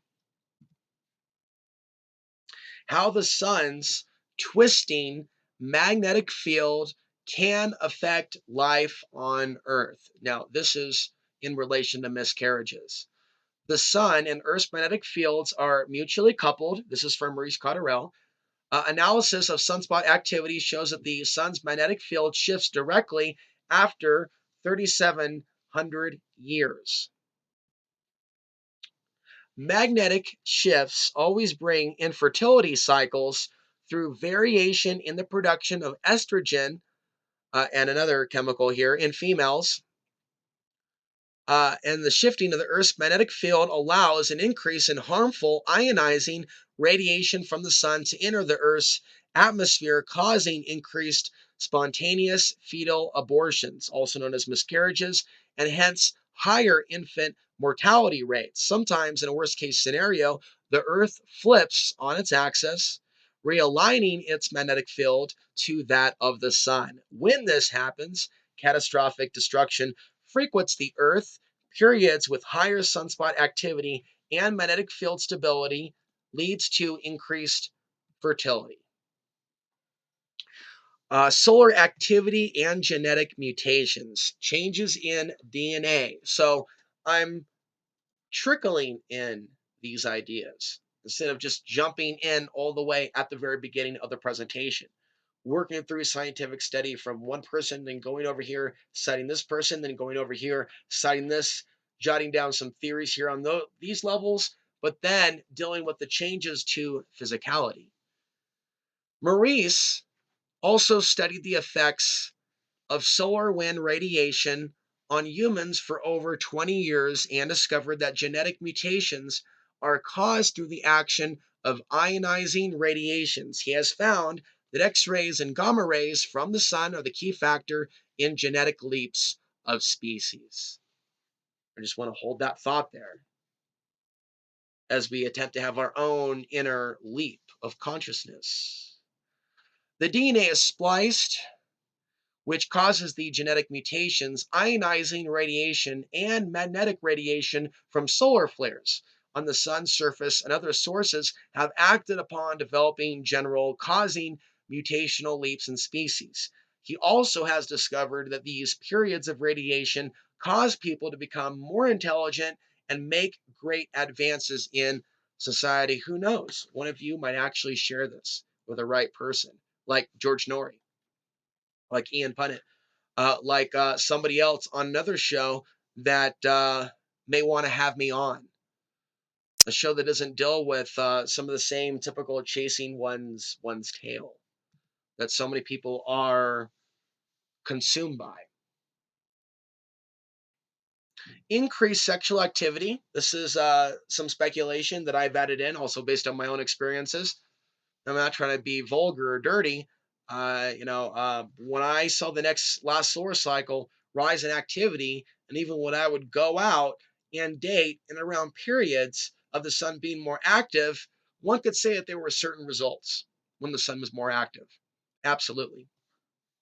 Increased energy in the body can lead to an increased libido and sexual desire of a variety of sorts, just as solar activity can magnify negative or positive emotional states. And so, while females may perceive themselves to be primarily influenced by the moon, they may be unconscious that they're actually sexually more receptive when the sun's more active, because they may be unconsciously attracted to an additional auric layer around that male or person. Again, I'm just speculating and applying my intuition, but that's what I've actually been doing to all of my work. Increase in sexual activity may lead to an increase in births.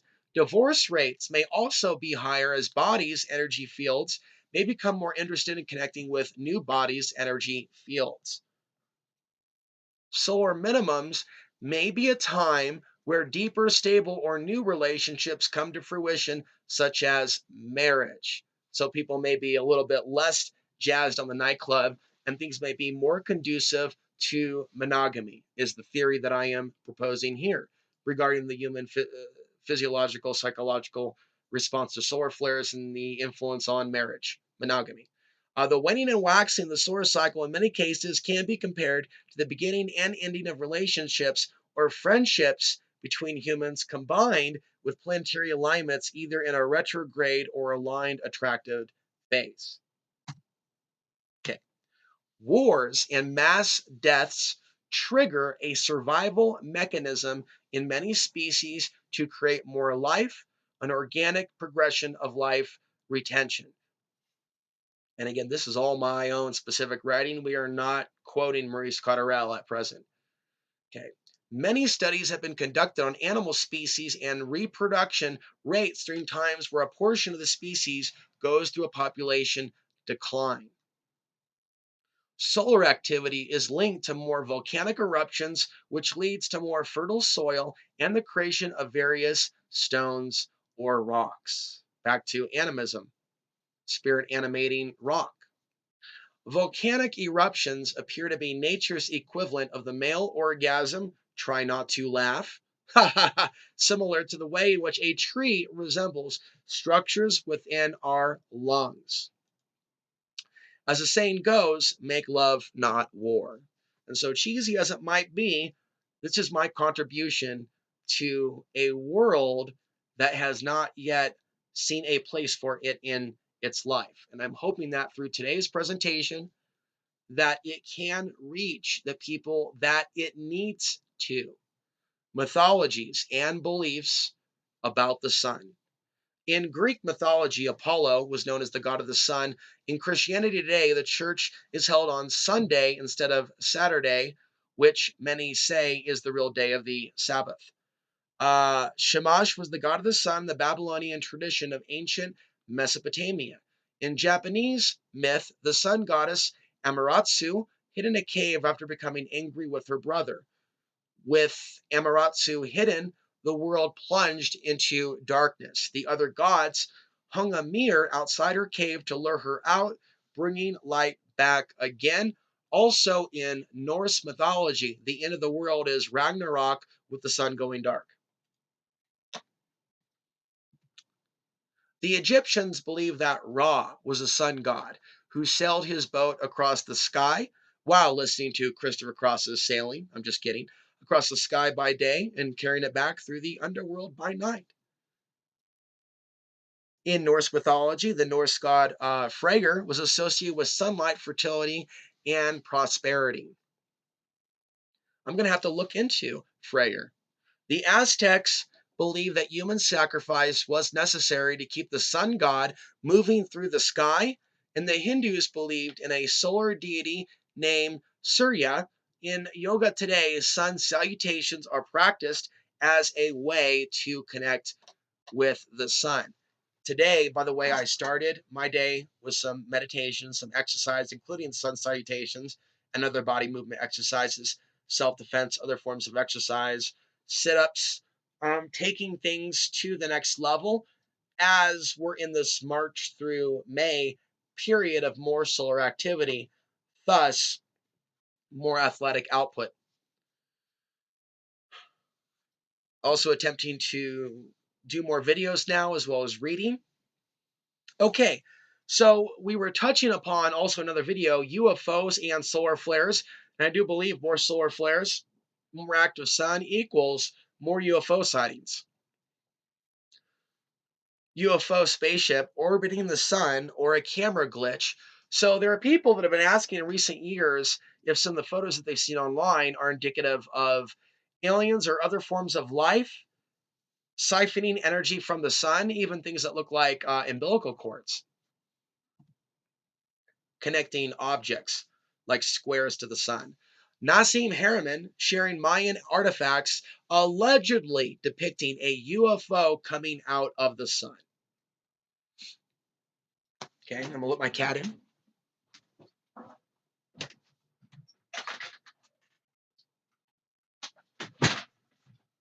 So as you think about that, there's a study that's showing where all of the main reported UFO sightings have been logged. And there seems to be a correlation between periods in which there's more solar activity and more UFO sightings being reported. Not only that, but I believe that, for example, it was reported recently there was a massive solar flare recorded in 1972. And it's interesting because in 1974 and 1975, there's a general time period between 72 and 75, there were a lot of alien abductions. We also saw this wave in the late 70s to 80s, which also follows the solar cycle. I think there's a likely connection between this plasma created by the sun, certain energies, and it potentially being something that energizes other forces of intelligence. I think that it's foolish to suggest that we're alone in the universe. And I think that's foolish. I think that we're the only forms of life or intelligence affected by sunspots. So I also came upon a clue that there was a giant sunspot right before Roswell. During the time of the reported crash, the sun was at the peak of its sunspot cycle, and that year, 1947, the largest sunspot ever recorded on the surface of the sun appeared on April 7th, 1947, and lasted for several months. Solar flares are believed to increase paranormal activity. Just a snippet here. It's believed that ghostly entities use the geomagnetic field energy to manifest themselves, making a supercharged Earth a playground for these etheric beings. River City Paranormal Society, located in southern Maine, explains that the increased energy in the air supports heightened paranormal activity. I would also add that where they are on the planet, right? One of the northern states, there's something about proximity that certain cities have to certain energy lines that when there's more solar activity, those ley lines are more charged. I also believe that the grid, the smart grid, can be potentially used as transport for these entities. I'm not a big fan of 5G. 5G is coming to bring us a lot of unnatural electromagnetic energy on top of this natural stuff, which is already making Earth an interesting playground for etheric beings. What will 5G do to make the situation even more interesting? And I'll leave that kind of question at that.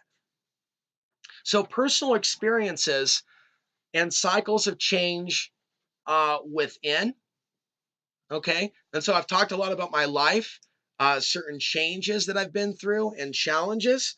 1980, I was born during the solar peak, born right before the St. Helens eruption, and 2 months after the beginning of the end for Afghanistan, which starts around Christmas Day, 1979. Okay. 1993, pattern of massive moving. Okay, that's after the peak.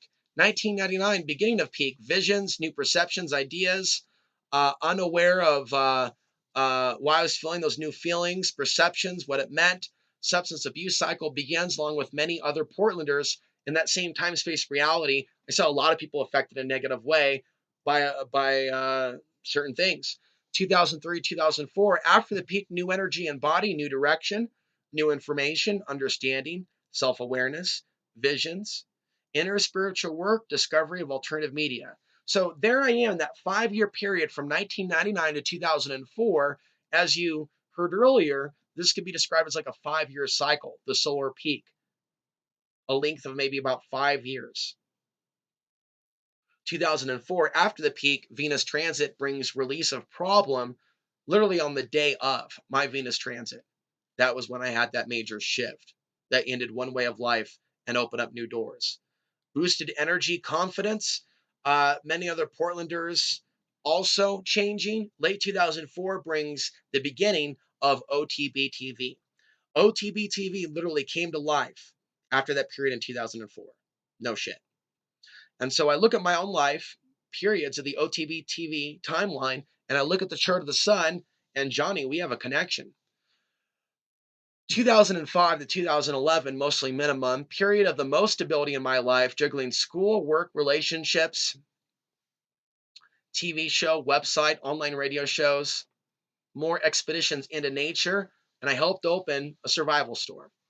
Late 2011, okay, so this is after Fukushima. This is after Occupy started to kick off. Increase in solar activity, difficulties coexisting in left brain dominated structures, greater sensitivity to psychic attacks and other energies, end of Access TV show, and moved to Dallas for 1 year. Massive faith in universe, providing what is on the travel itinerary. Late 2012, moving towards solar maximum. Complete disgust with urban living. Heightened sensitivity is basically what I'm guessing in hindsight. Like allergic sensation to being around the unnatural cell phone tower energy during solar maximum. Are you with me? Prayers beginning for a peaceful experience in nature. Prayers answered. Inner current San Luis Valley adventure. Early 2013, at the moment of creating that card, these cards, these info cards, moving towards solar maximum. Intent created to put this information together very soon and share before an audience that can appreciate this information. Discussing with a close friend, universe, here's the message. Contacted by a listener to offer help to get me to this conference, contacting Mark Passio via email. A week or so later, Mark confirms last minute replacement needed. Solar activity kicks up as the writing begins. April 25th to the 27th, 2013, positioned at dawn of solar maximum period, Free Your Mind Conference in Philadelphia, Pennsylvania. So, where were you mentally, physically, and spiritually at key parts of the cycle? Solar cycles in the arts, human creativity, new ideas, media, music, movies, trends, pop culture, and movements. I'm going to take this time to provide just a couple minutes of music while I take a break myself. Um,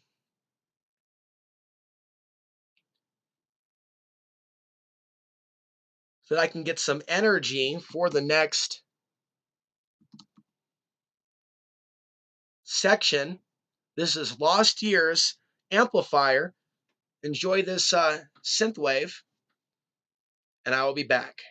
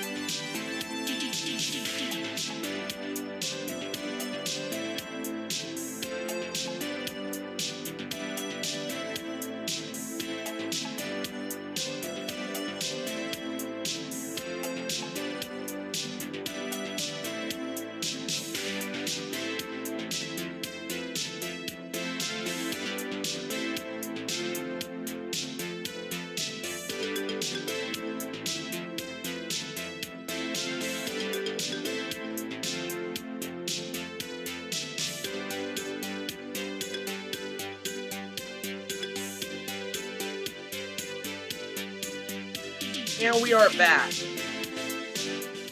We are back. And this marks the beginning of the second half of this presentation. And so, when looked at from this perspective, it isn't blaming the sun when we're looking at the influence of the solar cycles over the arts, human creativity, new ideas, media, music, movies, trends, pop culture, and movements. So, I think that there's certain things that stand out for society when it comes to music fads. Disco is one of them, and it's right there with the solar cycle.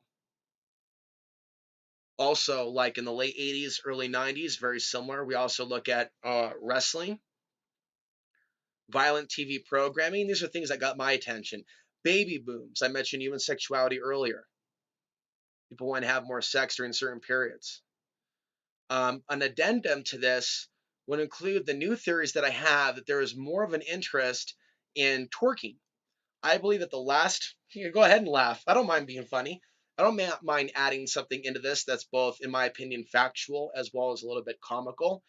There was a period in which there was a lot of videos of young girls twerking, moving their ass really quick. And I think that's just like an ancient baby making fertility dance. Some people even say it's a little demonic because of some of the energies and desires that really get activated. But there is something very strongly sexual about twerking. It must relate to the ancient world. It doesn't seem to be new. And I noticed that there was tons of that during the solar peak. I know it might sound funny, but I mean, this is like the scientific angle of seeing more people active with a certain type of focus, reproduction, baby making behavior, and thrust of the hips. I mean, to me, it's all very scientific, actually. And so that's where I'm looking at this. There's literally certain fads because of the solar cycle that people are going to have a stronger interest in certain types of things, be it positive, be it negative. Alternative media boom, books, shows, films, things of that nature. A renaissance of the arts, large protests and movements. We talked about that earlier. Spiritual interests. So during the solar cycle in 2003, I was listening to a lot of Coast to Coast AM, going through like a lot of, I guess, my own shifting a full year before starting OTB TV. It was like the solar cycle was bringing in these new ideas and energy. I was still working out my old stuff. And when the solar cycle started to calm down enough to maybe even be able to think better, focus at a certain level, brainwave activity, then boom, I was launching my project. And so I can look at my activity, the activity of others, looking at music, again, more bodybuilding and combat arts interest. I mean, think about the 1980s and the interest in the martial arts and just the whole array of Enter the Ninja movies. And I think that whole generation, even during the solar minimum, all that previous solar energy, think about the 1970s again. I think there's a reason why people think about the 1970s with a certain level of affinity. It's because of the underlying energy behind it. And again, go back to the late 60s. So there could be literally a time and a place like acupuncture points on the West Coast of the United States, like Greg Braden talks about the contour lines, contour zero running around the planet, and a lot of change happened on the West Coast. Think 1967, San Francisco, California. That's 1967, San Francisco, California. And look at how active the sun was during that period. And the massive solar flare of 1972 and its influence, I would say, for the positive on the arts. And so it's a misnomer for people to assume that we're blaming the sun, but seeing the sun as a critical piece in this puzzle. Okay, so again, we're at the middle part of this presentation and we're starting to get to the meat of this. Some of the key areas, basically, essentially, why this presentation needed to happen again. My initial plan was just to cover the main warning that I have about the next solar cycle, these main points, but instead I gave you a full multi-hour presentation. But here's a key part of this presentation. So it's like one of those things like, if you only remember like one thing from this presentation, let this be it and the other cards that go with this. How the powers that be use the solar cycle.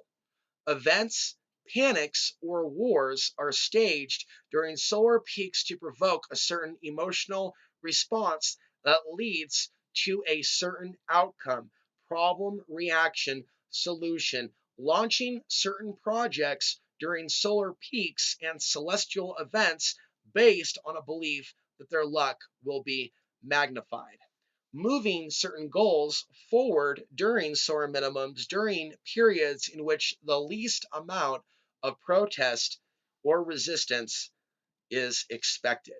The dark occultists behind the powers that be understand the makeup of the human body and stress responses. If the emotional center is affected by a manufactured event, it can be easier to direct a society to either a external or internal civil war. Periods where humans are more likely to commit suicide may also be times where susceptible humans may be persuaded by authorities or rulers to die for a cause. They have mapped out our buttons and the best times to push them.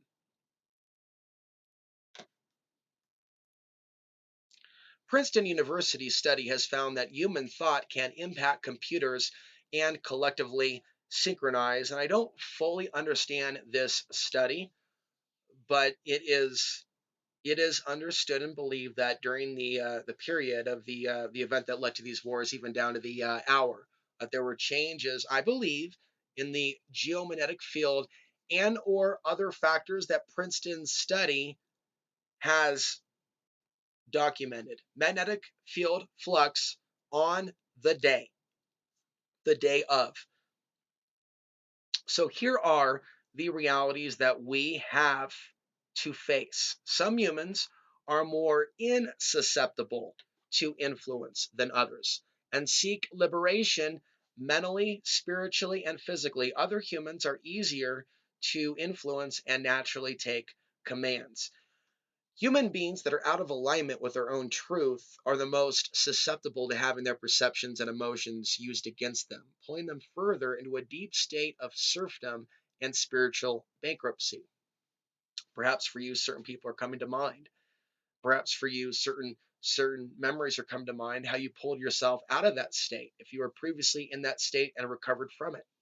We will continue to exist in a reality where the forces of darkness use members of our own society as cannon fodder as long as there's a pool of susceptible minds willing to be directed into action by authority.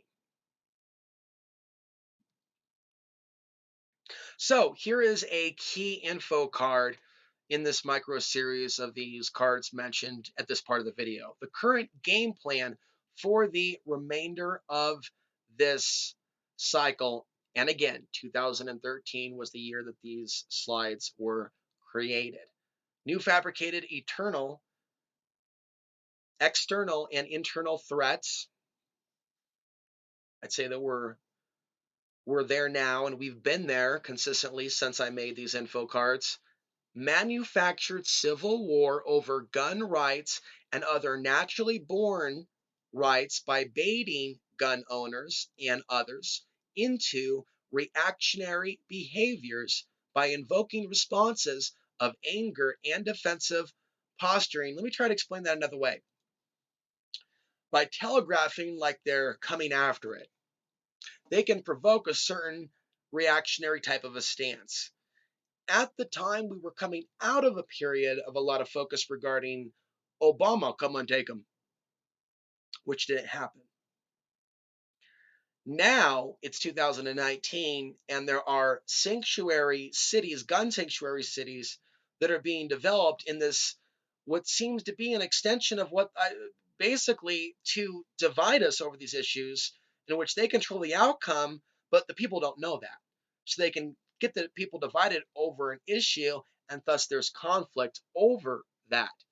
That's what this 2013 info card is leaning towards. And I would say in this year of 2019, we're seeing some of these things come into fruition where they may not have been at the forefront for a few years.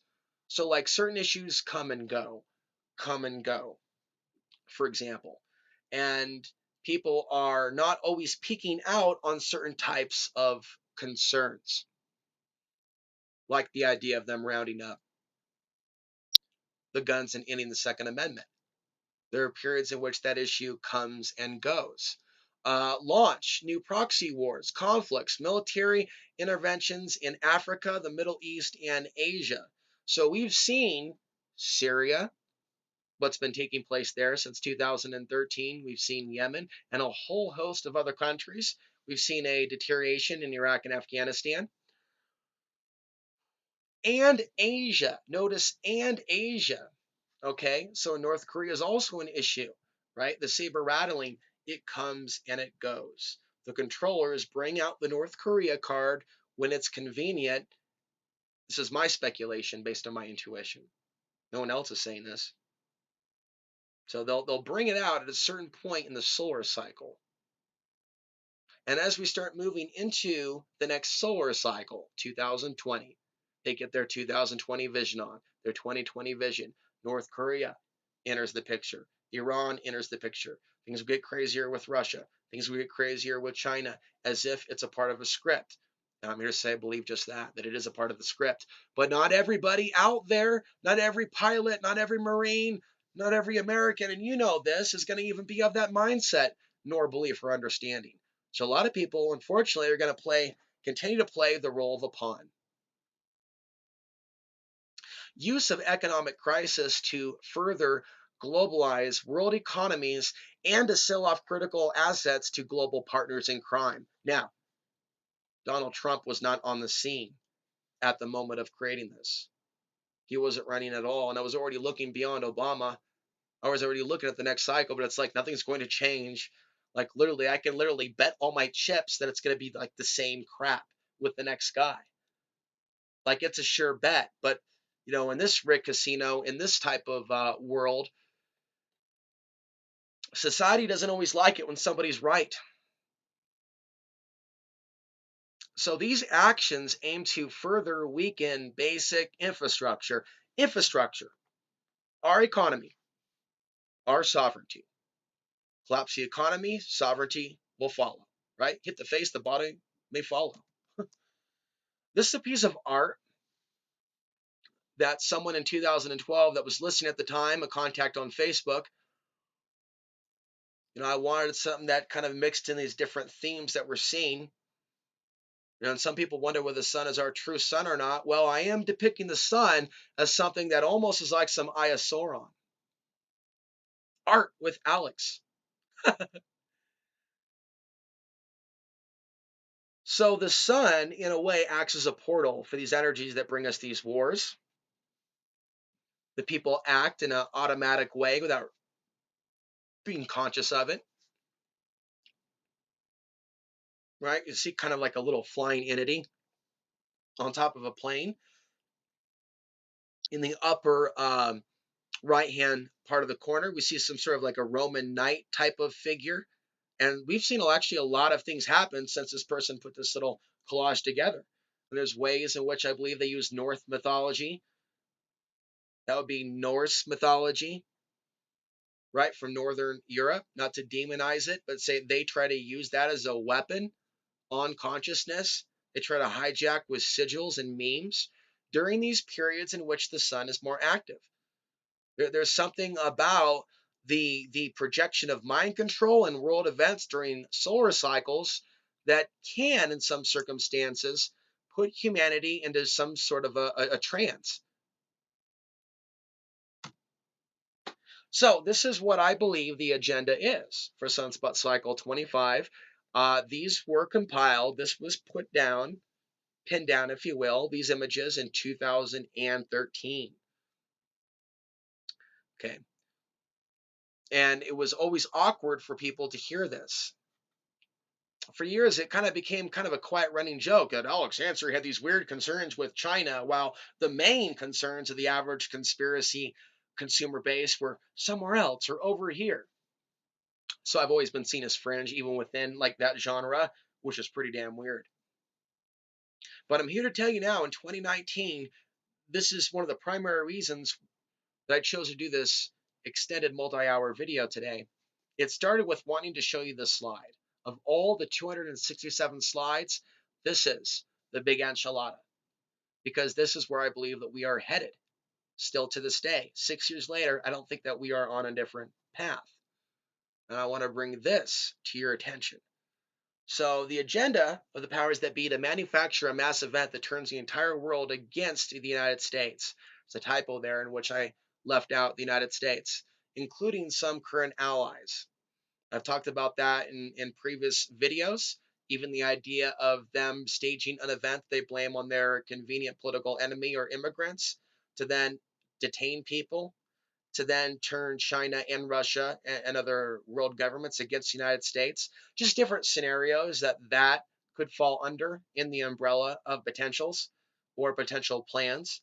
I certainly hope that that is not the plan. I want to be wrong. So I'm not going to go so far and make that prediction, but it's a big concern that that is one of multiple possibilities of turning the entire world against the United States that then leads to other things. The staging of a controlled World War III scenario between Russia, China, and the United States. The dispatch of foreign troops to the United States to quell civil unrest or circumstances that leads to foreign occupation.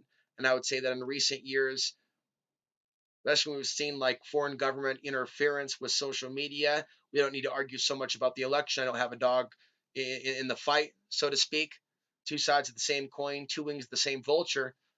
Uh, but it is the idea of foreign involvement at the direction probably of our own intelligence agencies at building up unrest and division over race, class, politics, and other issues needlessly. So who benefits Q bono from this type of social destabilization? Do we benefit from this?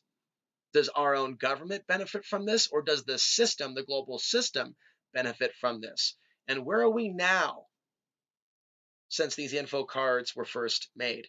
A staged breakup of the federal government to make way for a merger with NATO countries, potentially, a creation of a new UN or League of Democracies to bring promise of peace to end the war of all wars. So these are potentials. These are not guarantees. So I try to keep things short, sweet, and to the point. Now we are going to be segueing to the topic of how solar activity impacts humans. There's more information again in the ebook at solarmaxnews.com. Get it while it's still free. There will be a addendum or a part two or a volume two at some point in the future, perhaps next year. But this is what we're focused right here and now. And I believe this image comes from Mitch Batros. So chronobiology is an actual scientific term for how we are affected by the sun. The next section that we are going to cover is going to be mentioning some of these studies. Some of the studies talk about psychiatric admissions, even suicide rates, things of that nature. So it affects people in different ways. And I'm here to argue and present the idea that by being aware of it, we can turn it into a more mindful experience, especially if you already know yourself, if you already know your sleep state, if you already know your energy levels. One of the things that I've come to understand by living here in the dark ages of the 5-month winter in Colorado, it's a much more depressing time without the sun around. It's a much more inspiring time when the sun comes out in full fury, in full force. A day, for example, like today, in which I got hours of sun before hitting record and then going on camera for hours and hours, going through 267 slides without rushing myself.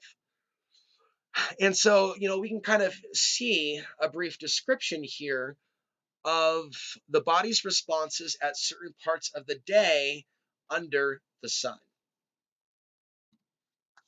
How solar activity impacts humans. You saw a preview of this in the ebook earlier in this presentation. Solar activity is powerful yet neutral and brings waves of energy. All this is in my own words. The sun brings a cycle of birth and death, or creation and destruction.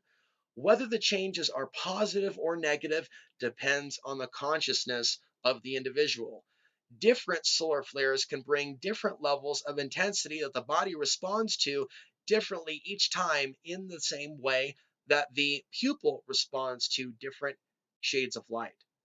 Knowledge of how the sun impacts us is a key to making the cycle work for us instead of against us. So let me give an example. There could be a way in which we're affected by a particular solar flare in a particular period, like on a massive collective consciousness level, where there's something about it, like a frequency. You've also, I don't get into sounds of the sun too much, but there's a lot of stuff on the internet that relates to that. And perhaps some of these sounds, like frequencies and light, affect us in profoundly different ways, for better or for worse, depending on the consciousness of the individual. And so I believe that like an actual energy can't be neutral enough to expand one person's consciousness while somebody else, right, might be going insane because of it. Then there's more complex things at play, like genetics and their soul and what they're focused on, their programming. A number of those things combine into one, combined with their environment, and say somebody that's out in nature connecting with the electromagnetism magnified by the trees, hell, like I probably am now, right, there might be literally a difference in the field output of the tree and the trees all around me. Big old tree that way. Whereas if I'm next to like smart meters, like I know I'm super sensitive to that type of technology. Somebody in that type of environment, picture a homeless person, may even act, regardless of your belief system, they may act as if they're possessed. While somebody else in another environment, or even maybe even if that environment, in that environment, but having a different experience up here and in their life, they may be right in their game.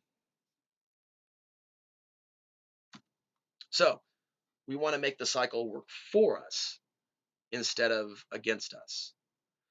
Solar flares affect the central nervous system, the stomach lining, all brain activity, including equilibrium, along with human behavior and all psychophysiological responses, mental, emotional, physical. The endocrine system is also affected, which affects the pituitary glands, adrenaline glands, thyroid glands, and hormones. Not everyone responds to solar activity the same way. Many factors are involved, including where they are on the planet, genetics, and state of mind, body, and spirit. It takes about 48 to 72 hours for a solar flare to impact the Earth, but it takes only about 9.9 minutes for a solar shift on the sun to affect the human electrical system. Also, and you've heard me mention this a few times, the 1859 coronal mass ejection, the Carantine event that took out the grid at that time, telegraph wire system, primitive early form of technology, electricity. It was boom, boom, boom, kicking out multiple solar flares as one cleared the solar ambient radiation on the path between the sun and the Earth. That cleared path made it possible for follow-up flares to make the trip in about a day and a half. So, solar flares travel from the sun to the Earth quicker when there are many of them. And I've shared with you recently perspectives from others about the sun waking up and this type of rapid fire response that we typically see from the sun.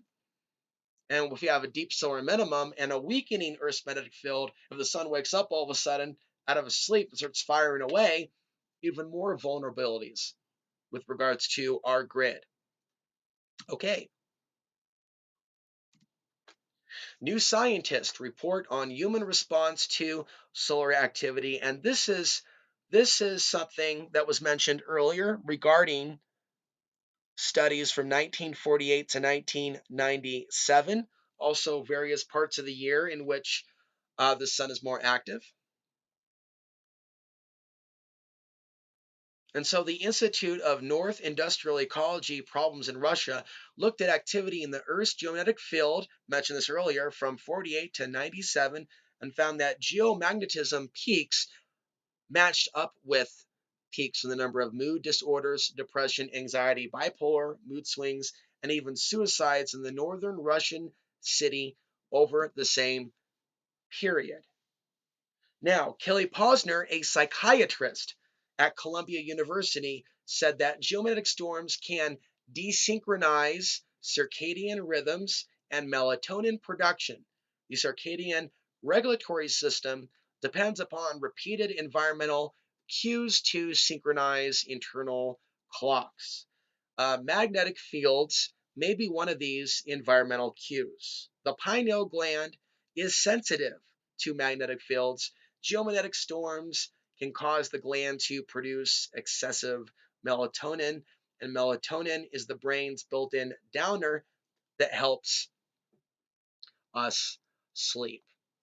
And so think of it this way: when we're going about our way in our biology and the magnetism is at a certain level, we're going to be feeling those changes in that lethargy, maybe initially before we're boosted up, when we and that magnetite within our brain is affected by the geomagnetic storm. The initial experience may be some sort of tiredness, feeling disoriented, the alpha brain waves being reduced by 60% according to an actual real study that's actually being cited by spaceweather.com.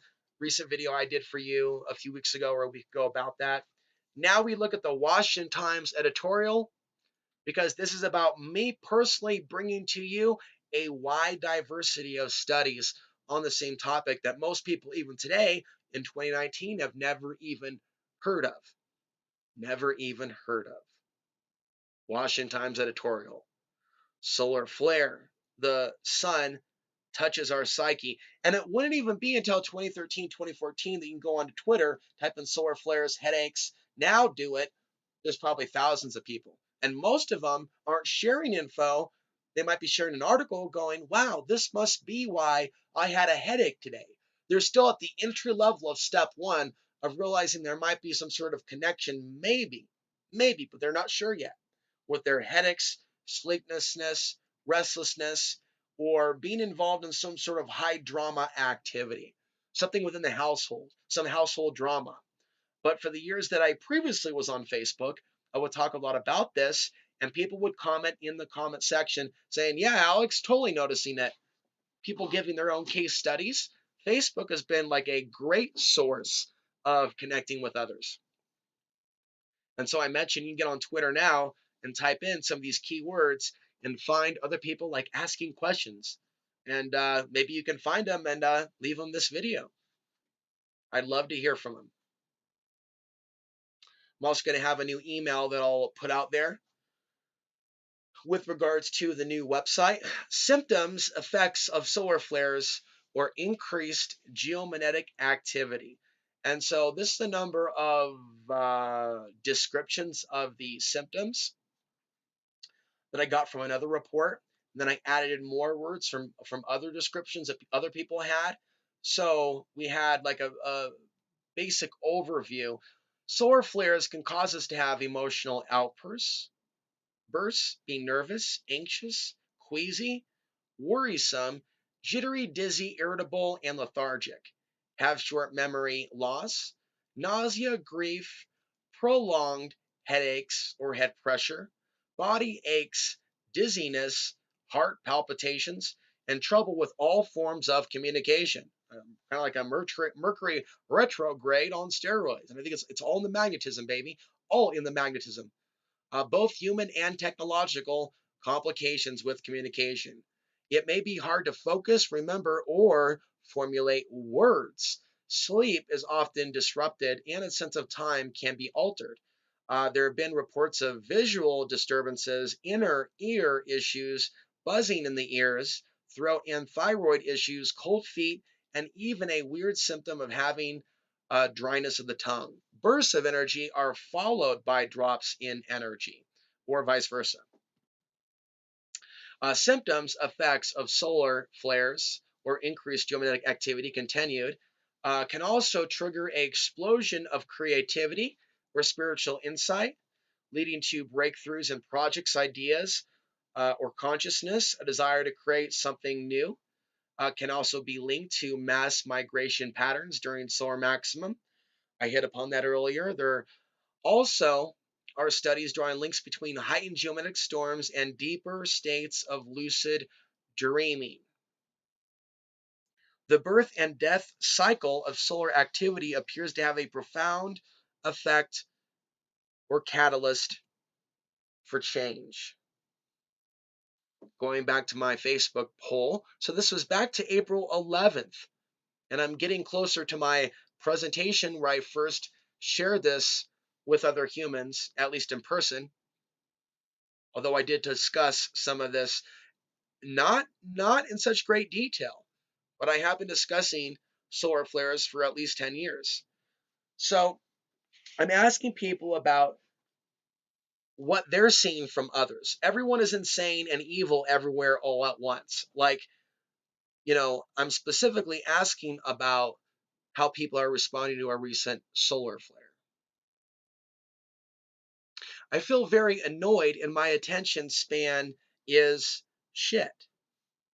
These are all real responses to the question that I put out on Facebook. Right now, I have my shield up, but there's definitely those around me here at the coffee shop that are being affected by something coming in from the ether right now. I'm going to pause. He's at a coffee shop. At the coffee shop, he's got Wi-Fi. And if the Wi-Fi is really good, if it's like a Starbucks level of great Wi-Fi, I think that Wi-Fi is a conduit for spiritual parasites that are involved in their own manipulation and vampiring on the human species. It's all related also to the sun. The world has been a bit crazy, I'd say.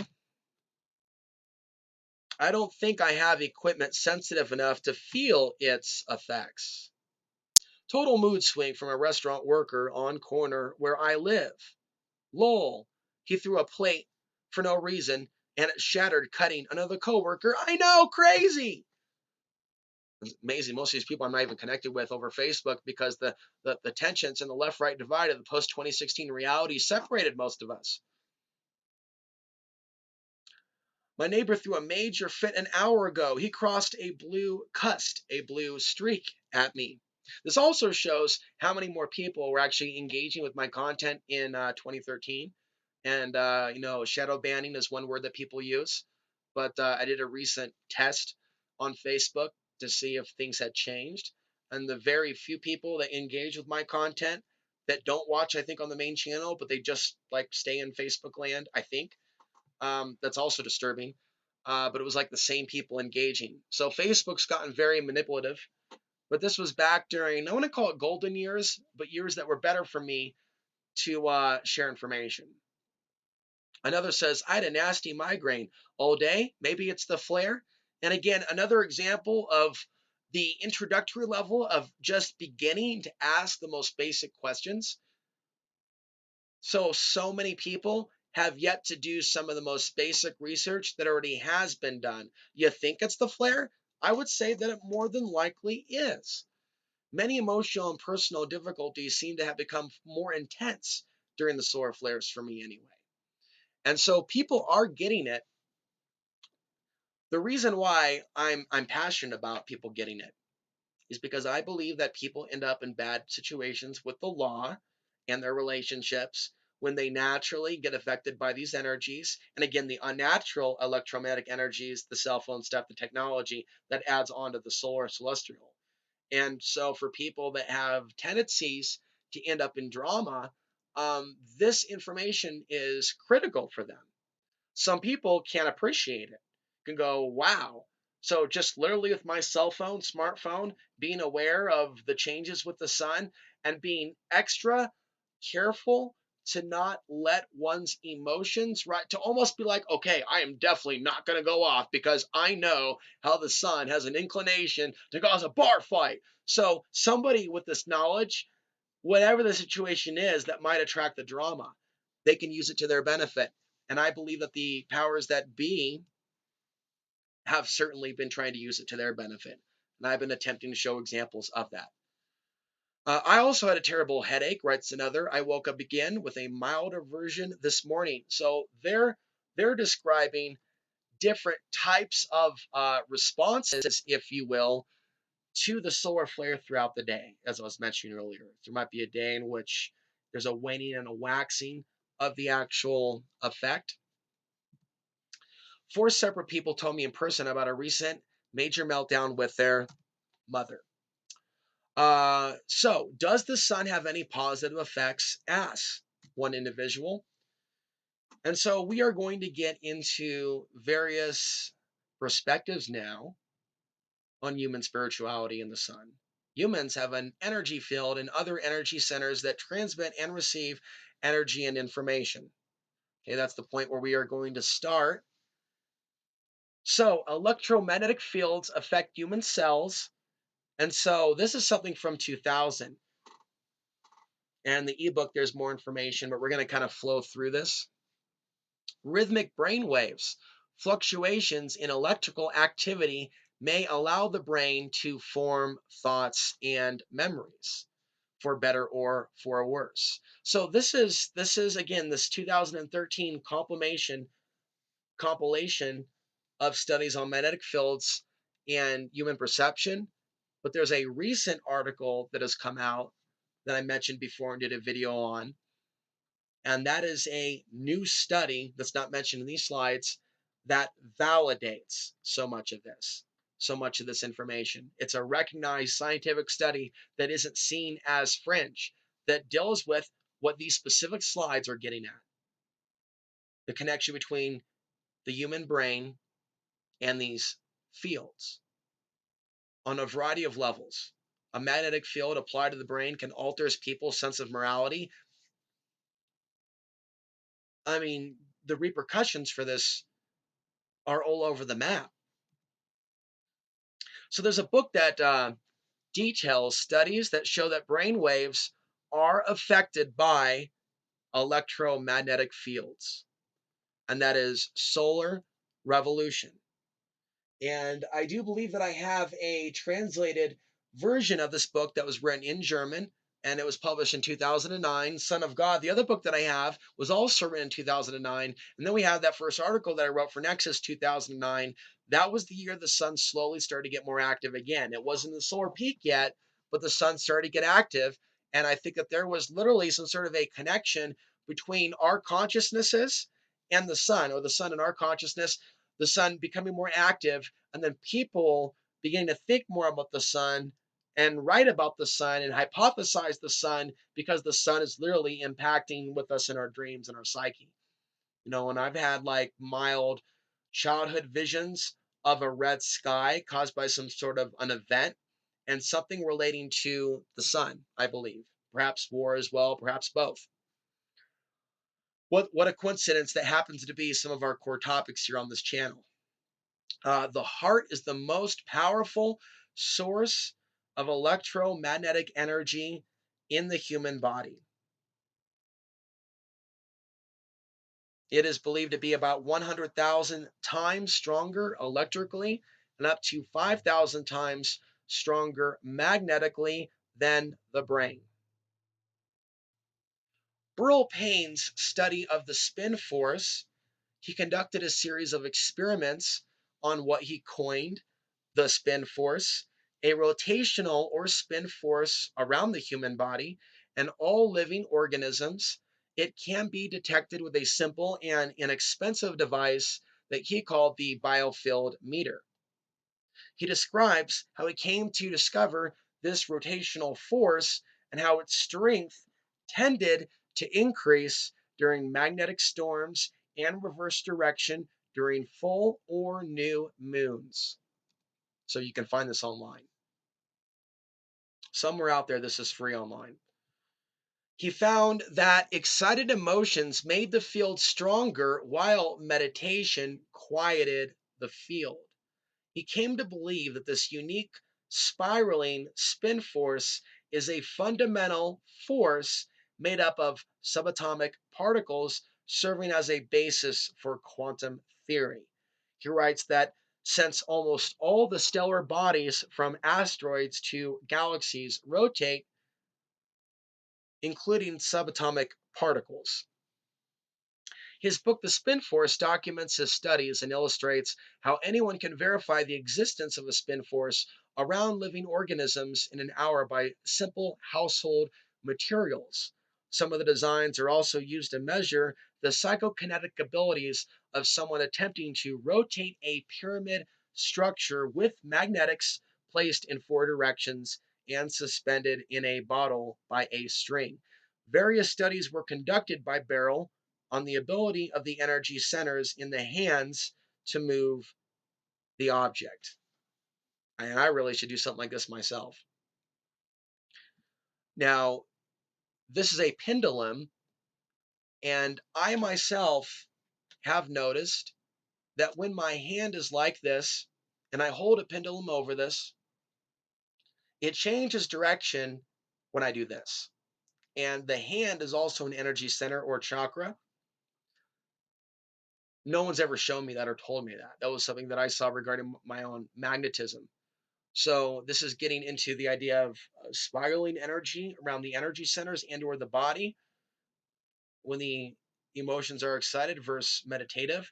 This also makes sense in that I naturally have excited emotions because I'm an exciting guy. So I walk into certain environments and all that spiraling energy is throwing off a lot of people's stagnant or whatever, for positive or for worse. My effect. Magnetism, the sun, the earth, and human. So our hypothalamus and pituitary glands tune in to the new frequencies coming in from the solar flares within each of our cells, and there are receptors in the protein channels that pick up vibrations from the outside. The pineal gland regulates circadian rhythm and melatonin production. It's often referred to as the third eye, is sensitive to magnetic fields.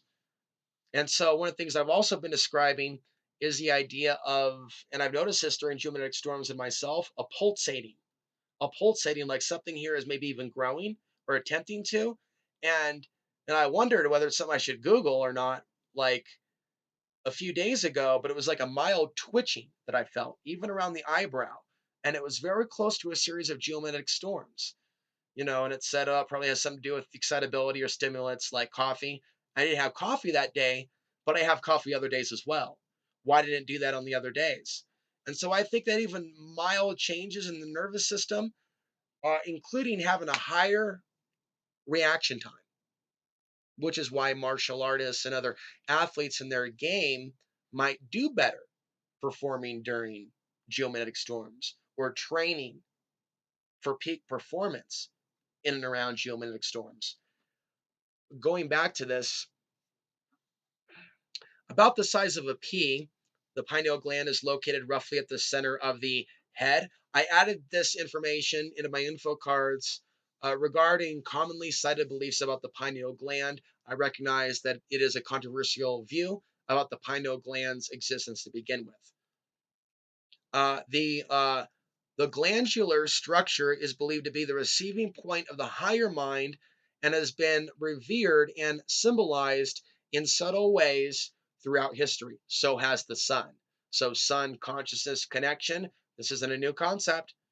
Affected by light and electromagnetic energy, which in effect produces an excess of melatonin, which in turn causes the gland to produce excess melatonin. Contains a concentration of magnetite. The pineal gland is also believed to be linked to the secretion of DMT, as a famous book on DMT gets into, although I have not read it. Studies on melatonin production in the pineal gland. Bright light inhibits melatonin production by inhibiting nerve tone to the pineal, whereas darkness has the opposite effect by increasing neural activity to the gland, stimulates the production of melatonin. This effect of light is dependent both upon its wavelength and its intensity.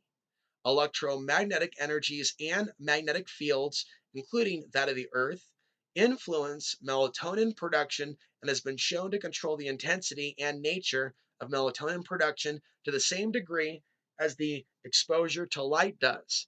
Magnetic fields of this general type have been found to directly stimulate pineal tissue. Studies have also been conducted on the connection between electromagnetic influences upon melatonin at the time of birth and development later in life. Any uh,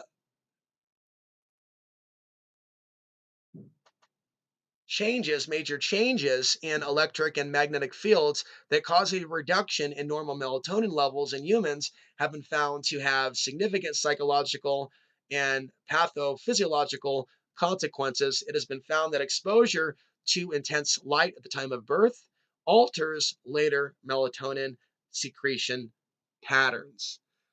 It's also tied, I guess, to astrology. It is also found that the only significant factor that correlates with the development of epilepsy in young adults is the level of geomagnetic activity for 2 days after birth.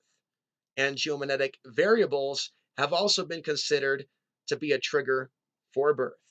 There's also a significant correlation between the level of geomagnetism on and up for 3 days before the birth of male children. I'm not sure specifically what was going on around the day of my birth. Maybe there was some major storming going on the day Alex popped out. I'd have to look back on the charts of 1980. I don't know if they got that specific down to the day in 1980. Maybe, maybe not yet. But it doesn't seem by accident that I was born during this time. This knowledge is reaching the masses. Magnetite found in the human brain. Here's something from this 1992 article that I have cited so many times. An intriguing claim that human brain cells possess crystals of a highly magnetic mineral known as magnetite was described today by Dr. Joseph Krishnev, a professor at the California Institute of Technology. And this is what helps animals navigate the Earth's magnetic field. So this is proof of magnetic antennas in the brain, and the recent official study does mention magnetite. So I was always wondering why, all these years since this 1992 study came out, why they haven't looked deeper at this. Maybe they have and they just didn't tell us. Maybe they weaponized the knowledge. Magnetite in human brain has been shown that it can act as a transducer, linking ambient electromagnetic energy to cellular function. The idea that comes to mind as I read this is all of us as independent cells making this world a better place. So the magnetite works inside as transmitter receivers. The microscopic magnetite works together as a collective to serve a function in that transmitter receivership. What if we were to use this God given ability, if you will, by the creator of all that is, to do the highest good? This idea is going to come up again and again and again. So it has been found in the pineal gland where is a concentration of the magnetic particles.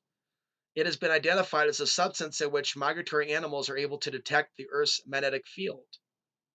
Magnetite may provide a basis for magnetic broadcasting of our brain's information. So right there we have the idea of telepathy, psychic awareness, 100th monkey syndrome, where one part of the species learns something, oh, so does the rest. And so by osmosis, by me speaking of this and you being aware of this idea has the potential for a positive spread.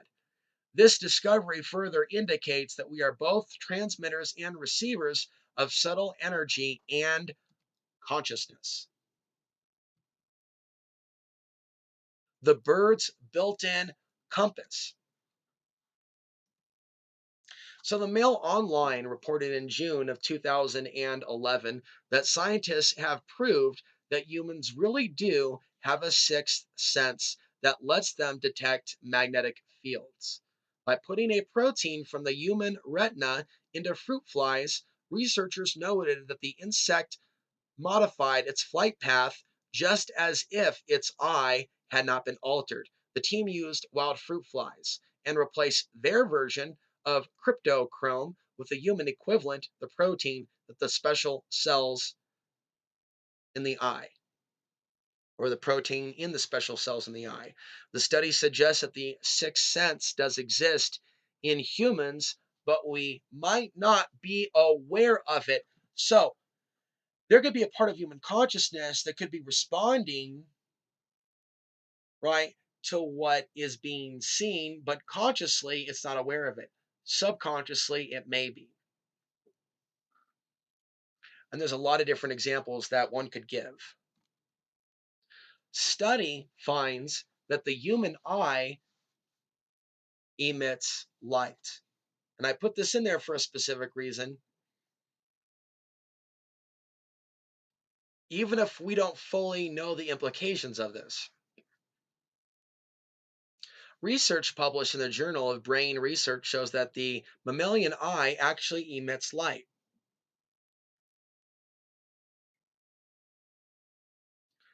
which contains energy and information. There's a reason why some people put sunglasses on. It's also to hold back our beams.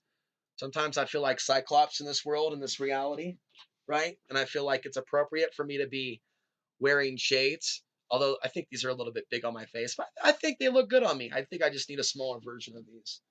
But when I wear my glasses and I drive, I guess these are more of my Matrix glasses. These are better for society, but I like these better for camera. I do this on purpose to create that barrier because a lot of people don't respond the most positively to eyes that may look foreign to them or eyes that may just look intense to them.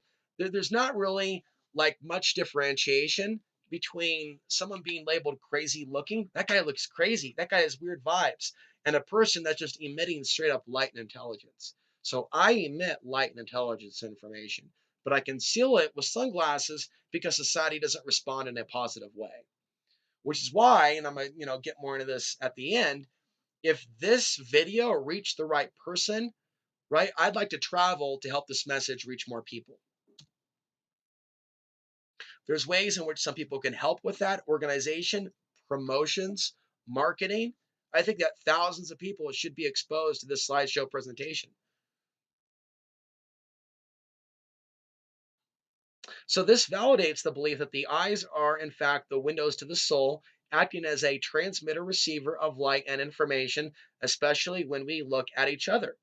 And it would be great for me to feel that society in small rural Colorado, uh, these southern mountain towns. It'd be great if we were a society where it felt like the 70s again, and it felt flirtatious to look at someone and it didn't feel like it was a threatening thing.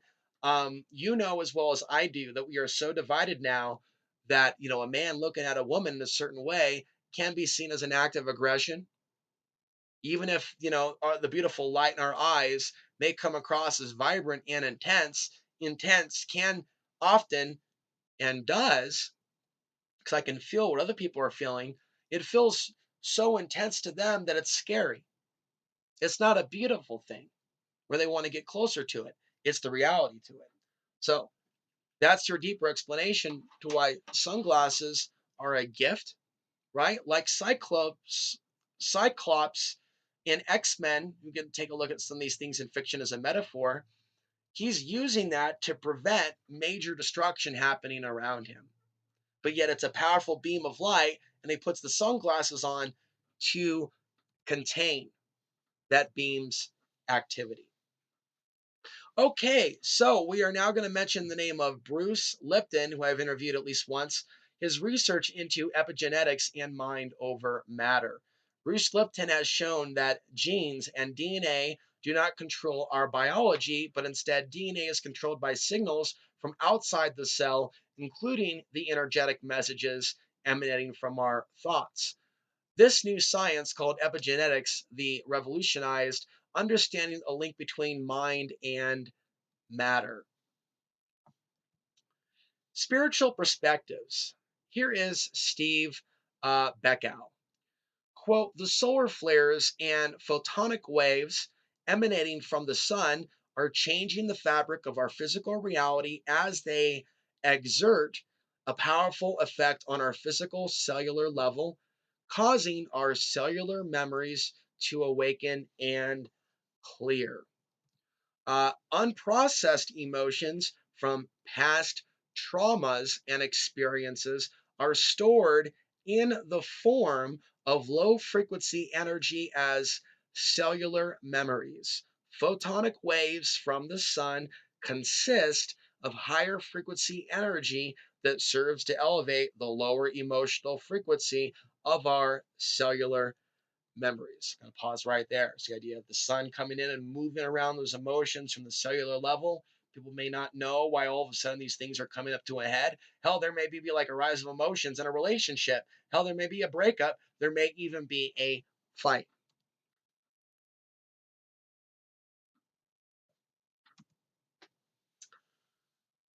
Hell, there might even be a little bit of kissing. As these cellular memories are recalibrated to the higher frequency, we may find ourselves spontaneously releasing the lower emotions of sadness, anger, grief without knowing why. These sudden periods of release may last up to 20 minutes and may include the sensation of the body heating up in the form of a hot flash, right? It may feel like a surge of unexpected feelings has surfaced from out of the blue and has just as suddenly dissipated. The elements of our divine blueprint are interwoven within our cellular memory. The recent infusion of photonic energies is amplifying our cellular memory, causing various elements of our divine blueprint to leak into our waking consciousness as a result. Many people are beginning to remember their soul purpose and are suddenly driven to make changes in their lives to realign with a sense of higher purpose. Another ramification of the influx of photonic energy is that since it represents a higher frequency, it increases the power, speed, and manifestation capacity of our thoughts. We quite literally are able to exercise instant manifestation. Whatever we think, we create instantly. We have never before experienced this heightened level of manifestation potential. Now, again, I'm sharing with you various spiritual perspectives. You know, I don't talk like that down to a T. I believe there are some things that we can create mindfully, and some things may be more related to destiny. But you know where this guy is going with this and the importance of our thoughts during these times.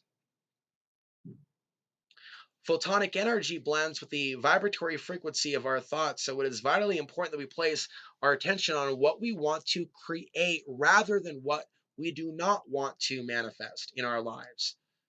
And I think that piece of advice is especially useful during these times. We will manifest rapidly in the direction of our thoughts, and it is up to us to decide where to direct our attention. The increased frequency and intensity of solar flares is helping to break apart old patterns that are no longer needed so that new patterns can emerge. Now, we are going to be looking at a few quotes that I transcribed literally myself. I didn't copy and paste. I listened to his lecture, which is available on YouTube, Magnetic Fields Around the Human Body. These are some excerpts. Now we think of a magnetic field as surrounding the entire structure of the body. This is only a phase of it. Each part of the human body has a magnetic field. Each of the organs has its own field, and all these fields together constitute the grand magnetic field that surrounds a complete person. Each unit within the individual has its survival in a unit of energy, and this unit of energies present in the smallest subdivision of imaginable space. The moment we break rules, we damage the magnetic flow. We have got to keep the laws of nature, and these in turn are the laws of God, where the magnetic field fails. It can fail because of physical indifferences, which reduce its integrity and reduces its power. It can be wasted on riotous living, which is common for us these days. It can be variously destroyed by booze, by attitudes, by fears, by complexes. It can be destroyed or damaged by alcohol, drugs, narcotics, all kinds of things, But if this field is damaged, it immediately reacts into health. The magnetic fields are absolutely honest. There is no way of making them dishonest. The only thing that we can do is destroy or limit the manifestation of their integrity. If we break the rule, we lose the benefit of that particular energy. When we lose that energy, we then say that evil has come to us. But it is not an evil thing that has come to us, it is the failure of a good thing to be developed, purified, and intensified. So, what if the two words I ask you, the audience, what if solar activity is a catalyst for the travel of souls into the planet via new births and exit from the planet via new wars? These are the questions that I am asking at the end of this presentation. What if we are all coexisting in a spiritual biological video game where we each uniquely work to reach higher levels as we experience the nature of cause and effect in a physical reality? What if our actions and thoughts dictate the nature of reality that we will incarnate into? What if our actions and thoughts from our prior lives got us here? Nothing by accident, nothing by chance. A system of karmic laws create a system where we create our future realities via our actions. Maurice Cotterell on Coast to Coast AM, March 9th, 2013. What we have to realize is that the body is the devil, which is carbon based, which is the atomic number of the carbon is 6 electrons, 6 protons, 6 neutrons, or 666. In the Bible, the number of the beast is 666. And the soul inside this lump of meat is God. So every human being is half God and half devil. And when we're born, we have a choice. We can either be good or we can be bad. If we are good, our soul's voltage increases during our lifetime and it will go back to God in heaven. If our soul's voltage is reduced during our lifetime on earth because we hate each other, then the voltage will go down and it will not have the impetus to leave the gravitational field of the earth or the magnetic field of the earth. This is a regular topic on this channel. Soul voltage then raises to a level to where it can escape the gravitational field of this earth, whereas one losing their soul voltage, being more bound to this earth, and many videos on this channel discussing that there is a war for our soul, including one that was published just yesterday. So it will attach to another group of developing biological cells, for example, like a worm, a dog, or a butterfly, or a flower, or an oak tree. So that is what we see if that the body is only a human being at one moment in time. It's not actually a human being, it's a soul in disguise. It's God in disguise. Every living thing is God in disguise. And once we realize this, we realize we are one people. There are lots of mechanisms in the soul world. For example, souls can fragment and shatter, just like we have mechanisms in the physical world. For example, a nervous breakdown. There are mechanisms in the soul world where we can have souls shatter, and instead of being, say, 5 volts, it comes back as 1005 mini volts or souls. So it comes back as a nest of ants or a shoal of fish or a flock of birds. And this is why all the birds flock together and why the fish all move together as a shoal as they turn to the right and turn to the left. It is because it is the same soul. Now, are you thinking about some humans just like I am, as opposed to some of us that are outside the herd? We have to realize that we have a choice between accepting the ideas from the body, the 5 senses, or to accept ideas that come from God into our electromagnetic energy bank or our soul. What few people realize is that God is in every one of us. We are all God. We are all the same energy. And when we die, some of us will go back to God this time. Some of us will reincarnate, but eventually we will all go back to God. The ancients believed that there are three transitory states. One is the God world where God lives. One was the soul world, which is divided into purgatory and hell. And it's a bit of a factory where purgatory is like the reception for hell, and hell itself is the factory.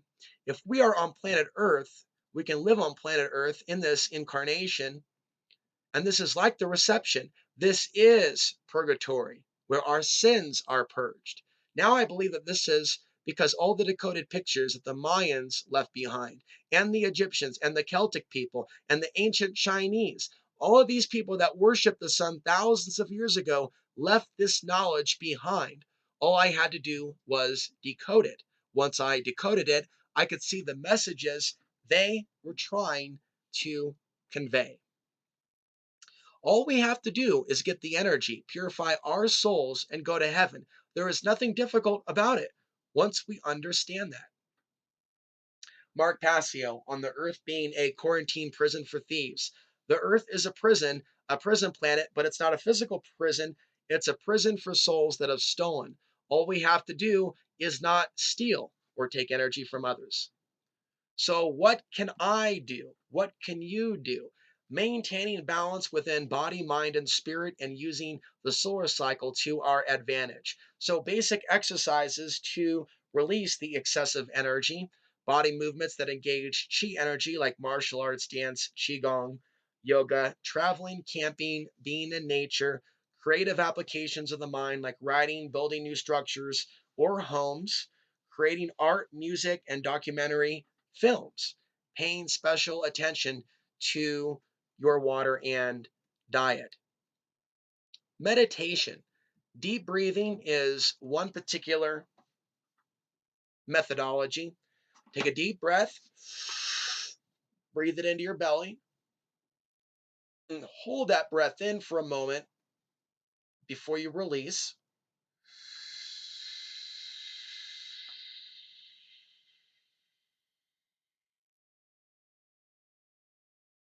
Holding, then inhaling.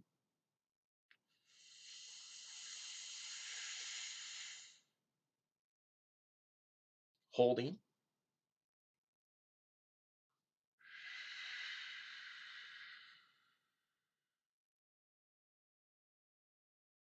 breathing out that old programming, that old energy, breathing in the new energy.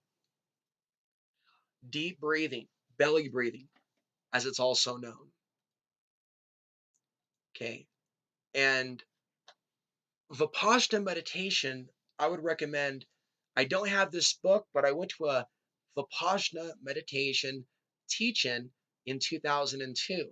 So I was intuitively seeking to find a way to, and it wasn't so much grounding, but come to a place of centering. Vipassana is the observation of the natural breath and becoming hyper aware of the body's sensations and not reacting to it. That's the simplest way that I can verbally describe it. And I'm attempting to describe several different types of meditations. Going to grounding, well, sun gazing. And not only did I sun gaze a little bit today, also a little bit of shadow boxing as the sun was rising, aiming at the sun, jabbing at the sun, later walking around in circles. Here on my 1 acre property in the hills of southern Colorado, connecting with the sun on a day with as much less geoengineering than other days. So I like to listen to synthwave. I also like to listen to other frequencies, help the body align. So there are certain periods, by the way, also during new moons and full moons, where I may listen to certain tapes that are there to alleviate a certain psychological symptom. Now, I don't do it a whole lot. It's just something I started looking at recently again although this goes back as far as 2013, I've always been a fan of music. There's a reason why certain music and even certain movies might like lift you up and boost you up during a certain time. I mentioned also, like, if you're watching a certain movie, you could be picking up on frequencies from that year, and that may come across as healing to you. I think there's a reason why some of us have this thing with the 80s and the early 90s. It has like elements to do with our childhood. I think it has elements to do with where the earth was at during that period too, for those of us that are in this generation to at least even be able to remember the 80s or 90s. There's reasons for that, and I think it has to do with the frequencies. So there is information you can find about specific solfeggio tones and frequencies that elevate the energy centers, things you can download on YouTube. So a grounding chord meditation, okay, visualizing yourself grounded to the center of the earth through a grounding chord, okay. And I want to take a look at some of the other images. Okay.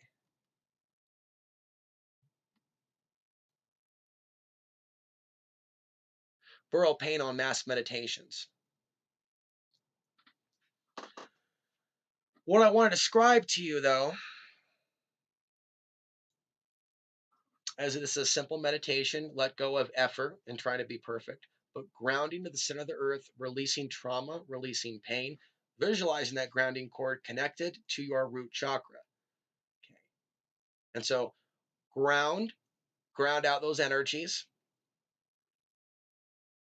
I don't necessarily want to put out like a perspective that one is better than the other. Some say that it is better to not be in the lotus position, but to have your feet flat on the ground because we have energy centers in the bottom of our feet. So the idea is to bring up energy from the earth into those feet chakras, right? Bringing it up our legs.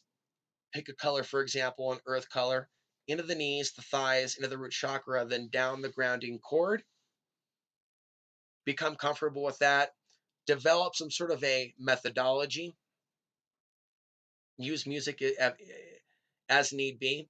The next step in that is to connect the energy from the heavens to the root chakra down below. So bringing in the energy from above, down below, locking in and mixing in that root chakra, and then bringing that energy, cosmic energy, 90% of it cosmic energy, as it was taught to me by Leon, with only 10% earth energy to ground it out. So down the 7 chakras to the back channels, both sides of the spine, all the way around.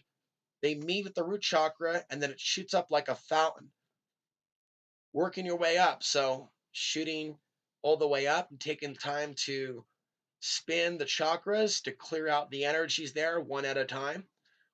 Visualize a rose, by the way, magnetic. That's like flypaper. That literally is clearing out one aura at a time. So aura level number 1, first level of the aura, chakra. So chakra and aura, aligning those, clearing out level 1. Then clearing out the second chakra along with the second level of the aura, or where the auras are actually separated, clearing out that etheric gunk. Then up to the third, clearing out the third, giving it a spin, a healing, the third chakra, while that rose is balancing out also, clearing out the third auric field. Not to overwhelm. There's another video where I go into this a lot longer, right? But keeping this very, very basic on running those energies and then clearing out those energy centers, also known as chakras. In Eastern medicine, there are 3 major centers, I believe, not so much the 7 chakras. This type of meditation where you're bringing in the back energy, connecting with the root chakra, and then going upwards, still follows, I think, certain basics of Chinese medicine, where it's going down the meridians and the energy channels, and then connecting and then going back up. There are other variations. There are some versions where it's bringing down the heavenly energy all the way down through the chakras, then down to the center of the earth, and then bringing up the energies from the center of the earth through the energy centers and root chakras and going upwards. So there's variance to this. I'm focusing on just one basic technique. Get in the habit of grounding, bringing up an energy and through, say a certain earth energy. I think sometimes the oranges, the reds, that type of fiery type of earth energy. Whereas cosmic colors, I often think of as like purple, green, pink, blue, kind of like the aurora borealis colors, the colors that you'll see in the cosmos. But there are no uh, rules saying it needs to be this color or other colors. But certain colors are going to have a certain magnetism to that, a certain energy to it. So as far as I understand it, the colors chosen are colors of the rainbow spectrum, not necessarily just white or black, but colors of the spectrum, like the ones I just mentioned, and rotating those primary colors of the spectrum. And there are 7 primary colors of the spectrum. Okay, so bringing in the energy of the earth realm down below, clearing out the root chakra, sending it back down to the earth, and that type of an anchoring of a looping type of energy.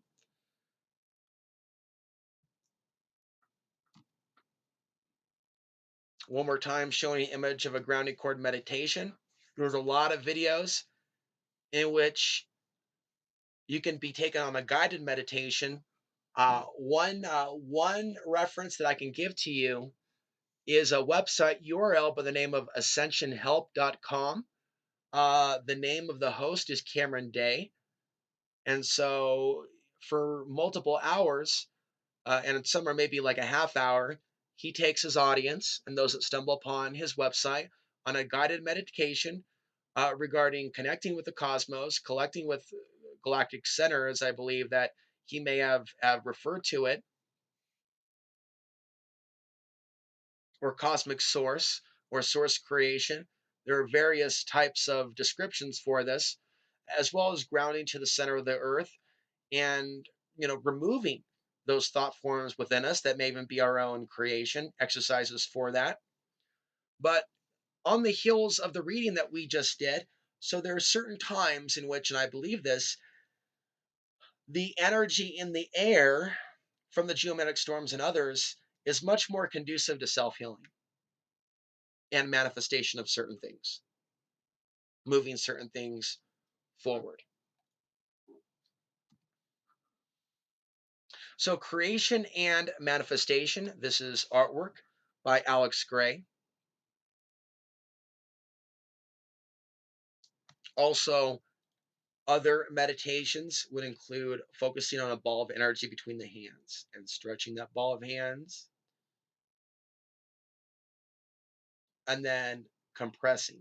And imagine a rubber band of energy that you're stretching and then compressing. And so as the energy, earth energy is coming down below, connecting with the root chakra, and the cosmic energy is coming in the back channels and the front channels of the chakras, coming through the back, then coming up the front.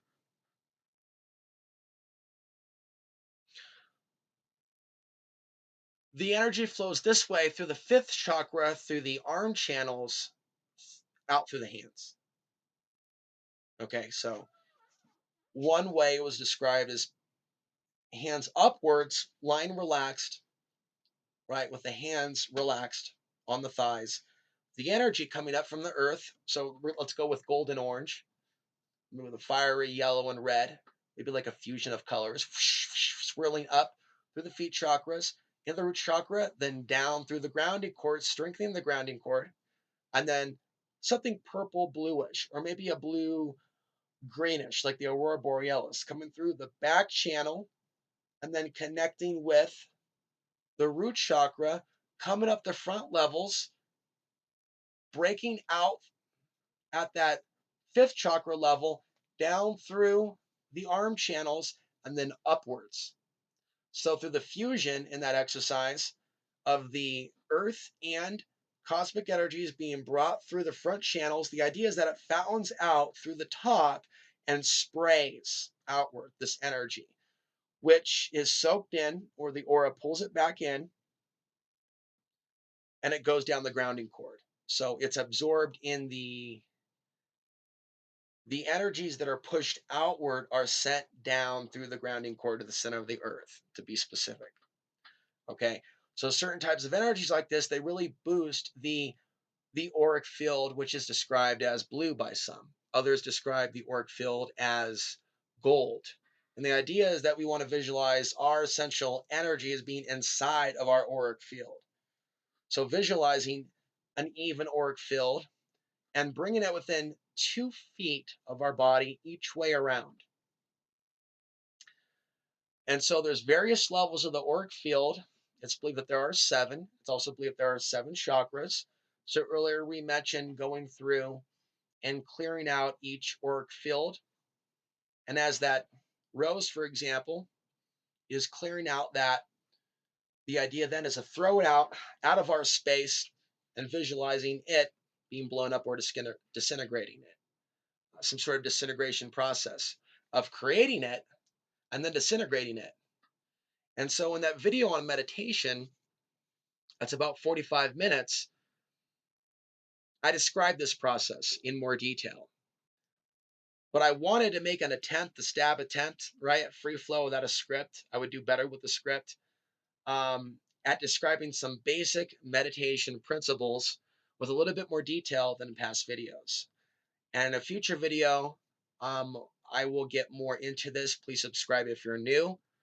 Get into the idea of meditation, a free flow meditation, to where different exercises are practiced, where it's not just one thing, from the practice of deep breathing, taking a few moments and observing reality as it is, to taking a few minutes and visualizing, right, our own gold sun of energy returning to us, taking a few minutes and focusing on grounding, taking a few minutes and visualizing that magnetic rose like paper, magnetically um, pulling out that foreign energy or those painful images that we may be obsessively stuck on. So there's a variety of these various tools, and it's really about believing in your tools working.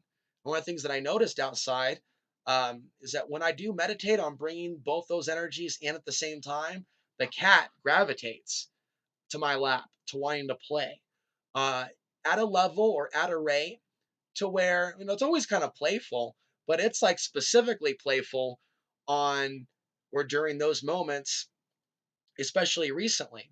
And so I think that there can be a connection to the sun and our consciousness, periods in which the sun is more active, also periods like spring, to where it's naturally going to be a little bit more geomagnetic, and changes taking place in our brain and changes taking place within our magnetic field. And it serves us to want to be centered with our magnetism, to pull in our energetic field, also known as the aura. So I'm going to kind of do some just commentary on meditation without the specifics. It's more or less about developing some tools on your own, a technique that works for you, but like a martial art or something to that effect, something that you seek to master. On the topic of martial arts, there's certain movements that I may engage in for like multiple minutes to tap into that flow. This is one of them. There are various types of ways to defend yourself with your hands, of course, which I know that you're already aware of, but the soft form of empty hand self defense. But this is something that is referred to as circular motion. And a friend taught me a few basics, and then there are certain things that I feel like I filled in the blanks on my own with regards to interesting ways in which the human body can move and defend itself. So some of these exercises that I participate in, it's not just this per se, but other forms of body movements seem to assist me and tap into that spin force that Burl Payne was referring to. And I think that it would be awesome to be a part of some studies. I know that Boulder, Colorado is to the north.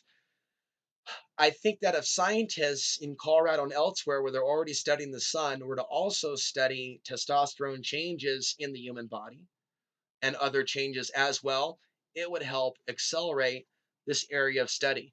So I would be honored to be a part of a study, even donate my body to science, to a certain degree, hook up some electrodes, measure the activity in the brain, but also see what the brain can do if the brain is attempting through intent to put itself in a particular frequency. And I think the sky's the limit. I think there's a dark side to this technology and application, and there's a spiritual side. Collective manifestation is something that Burl Payne also introduced in his PDF. And this is something in which I'm planting a seed for you.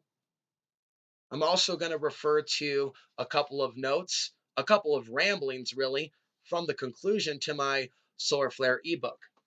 There's still some typos in that ebook, but it relates to where I'm going with what we can do if we fuse our energies and intentions, if we were to harness the power of the sun.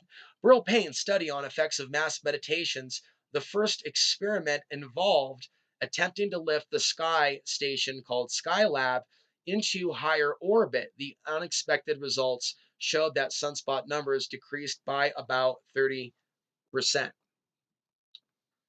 The second experiment involved asking people around the planet to meditate on 4 dates each year, the solstices and equinoxes. On the day of the meditations or immediately afterwards, sunspot numbers were significantly reduced. The third analysis was of sunspot numbers at or immediately after full moon meditations done by groups around the globe, who was mixing in the full moon and the solar flare meditation. The data again showed consistent reductions in sunspot numbers at the times of the meditations or just after. His conclusion is that the projects carried out over 30 years clearly showed that global meditations are associated with reduced sunspot numbers. This may represent a quantum leap in human consciousness, leading to the formation of a new kind of meta consciousness entity on Earth. Read The Power of Non Thought for more details. And so, the general idea here, in conclusion, kind of wrapping up this package together with a bow, something you can stick a fork in, like meat and potatoes. Potatoes are something that affect something tangible. What does all of this mean? We are at our most powerful during these times. Mindful offensive movement over defensive reflex, creating what is right and dismantling what is wrong, bobbing and weaving when you can see the blows coming and bouncing back, knowing your truth, speaking your truth, and the truth will set you free. Direct the shifting in your brain to higher levels of awareness, perception, and capability. Expand alternative media and the free press. Harness the power of the sun. Launch events, projects, new political parties. Organize mass gatherings, protests. Mass meditations focused on specific positive realities and outcomes. Developing independent communities. Respond to staged events by providing information. All of these things relate to self responsibility. A small body of determined spirits fired by an unquenchable faith in their uh, mission can alter the course of history. And I kind of end here with an image of Dark City, where he harnesses literally the power of his own mind in order to free himself, in order to free himself from the dark grid. And so within that movie, there is gnosis and there is truth. So this now completes that presentation. Again, there's additional notes in the ebook, which you can find at solarmaxnews.com. In conclusion, there are some of you that are new to my work. I would ask that you, first of all, subscribe. Take a look at some of the links down below. I have a Patreon page. There's about 17 Patreons. And it has been difficult for me to get my information on the sun out to larger public. There's been algorithm challenges. There's been a sense of prejudice against researching the sun when the things that I get into are very much outside the box. It kind of stands alone as its own content, also using the studies of others that I've cited. But there's a reason why I don't just get involved in every conspiracy fringe movement.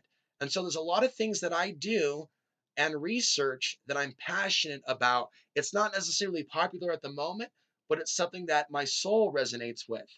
If you feel called to be of assistance to me and get this message out there through either writing books, helping contact certain people, certain shows, if you are someone that has the means to put on a show or a presentation in a major US city and also help out with marketing and things of that nature, I think that people can use this knowledge and information. I personally live full time off the grid in the mountains of southern Colorado. I don't I don't always want to be here. I sometimes think that it is one's destiny to also come down from the mountain and share one's ideas in person, especially things like this. And I think that a lot of the noise on the internet right now from certain types of conspiracies, I didn't say they didn't exist, but the stuff that's trending, the stuff that's popular, the Nibiru, the Planet X, I mean, we can see it's promoted on on YouTube. It's things that are fearful and things that lead to the hyper speculative. If you would like to help more people come across this information, word of mouth, word of mouth, and actual human engagement is the type of thing that can help us free ourselves from the artificial intelligence control grid. It's about freeing our mind and the body falling, right? But first, we have to free our consciousness. We have to free our consciousness from the limited constructs and constraints that have held us down. I mean, there's even potentially programming there that says, don't look at the sun.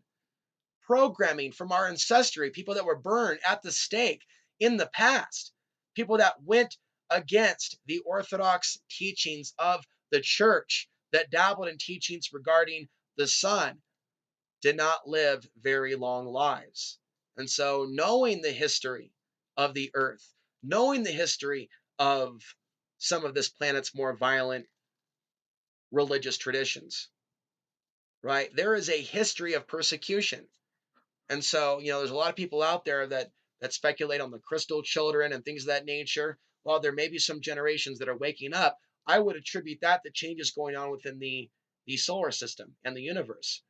But ultimately, we are the ones that we have been waiting for, not quote unquote the crystal children. We are the ones that we've been waiting for, as well as the information. And this is the time to share that information that I believe can liberate many souls from this matrix. And with that, that completes this video. Again, the links are down below. You can email me at alex_ansary@hotmail.com, as well as alexansary6@gmail.com. Until next time, I'm Alex Ansary, reminding you the path to the ultimate truth and place of power still lies within.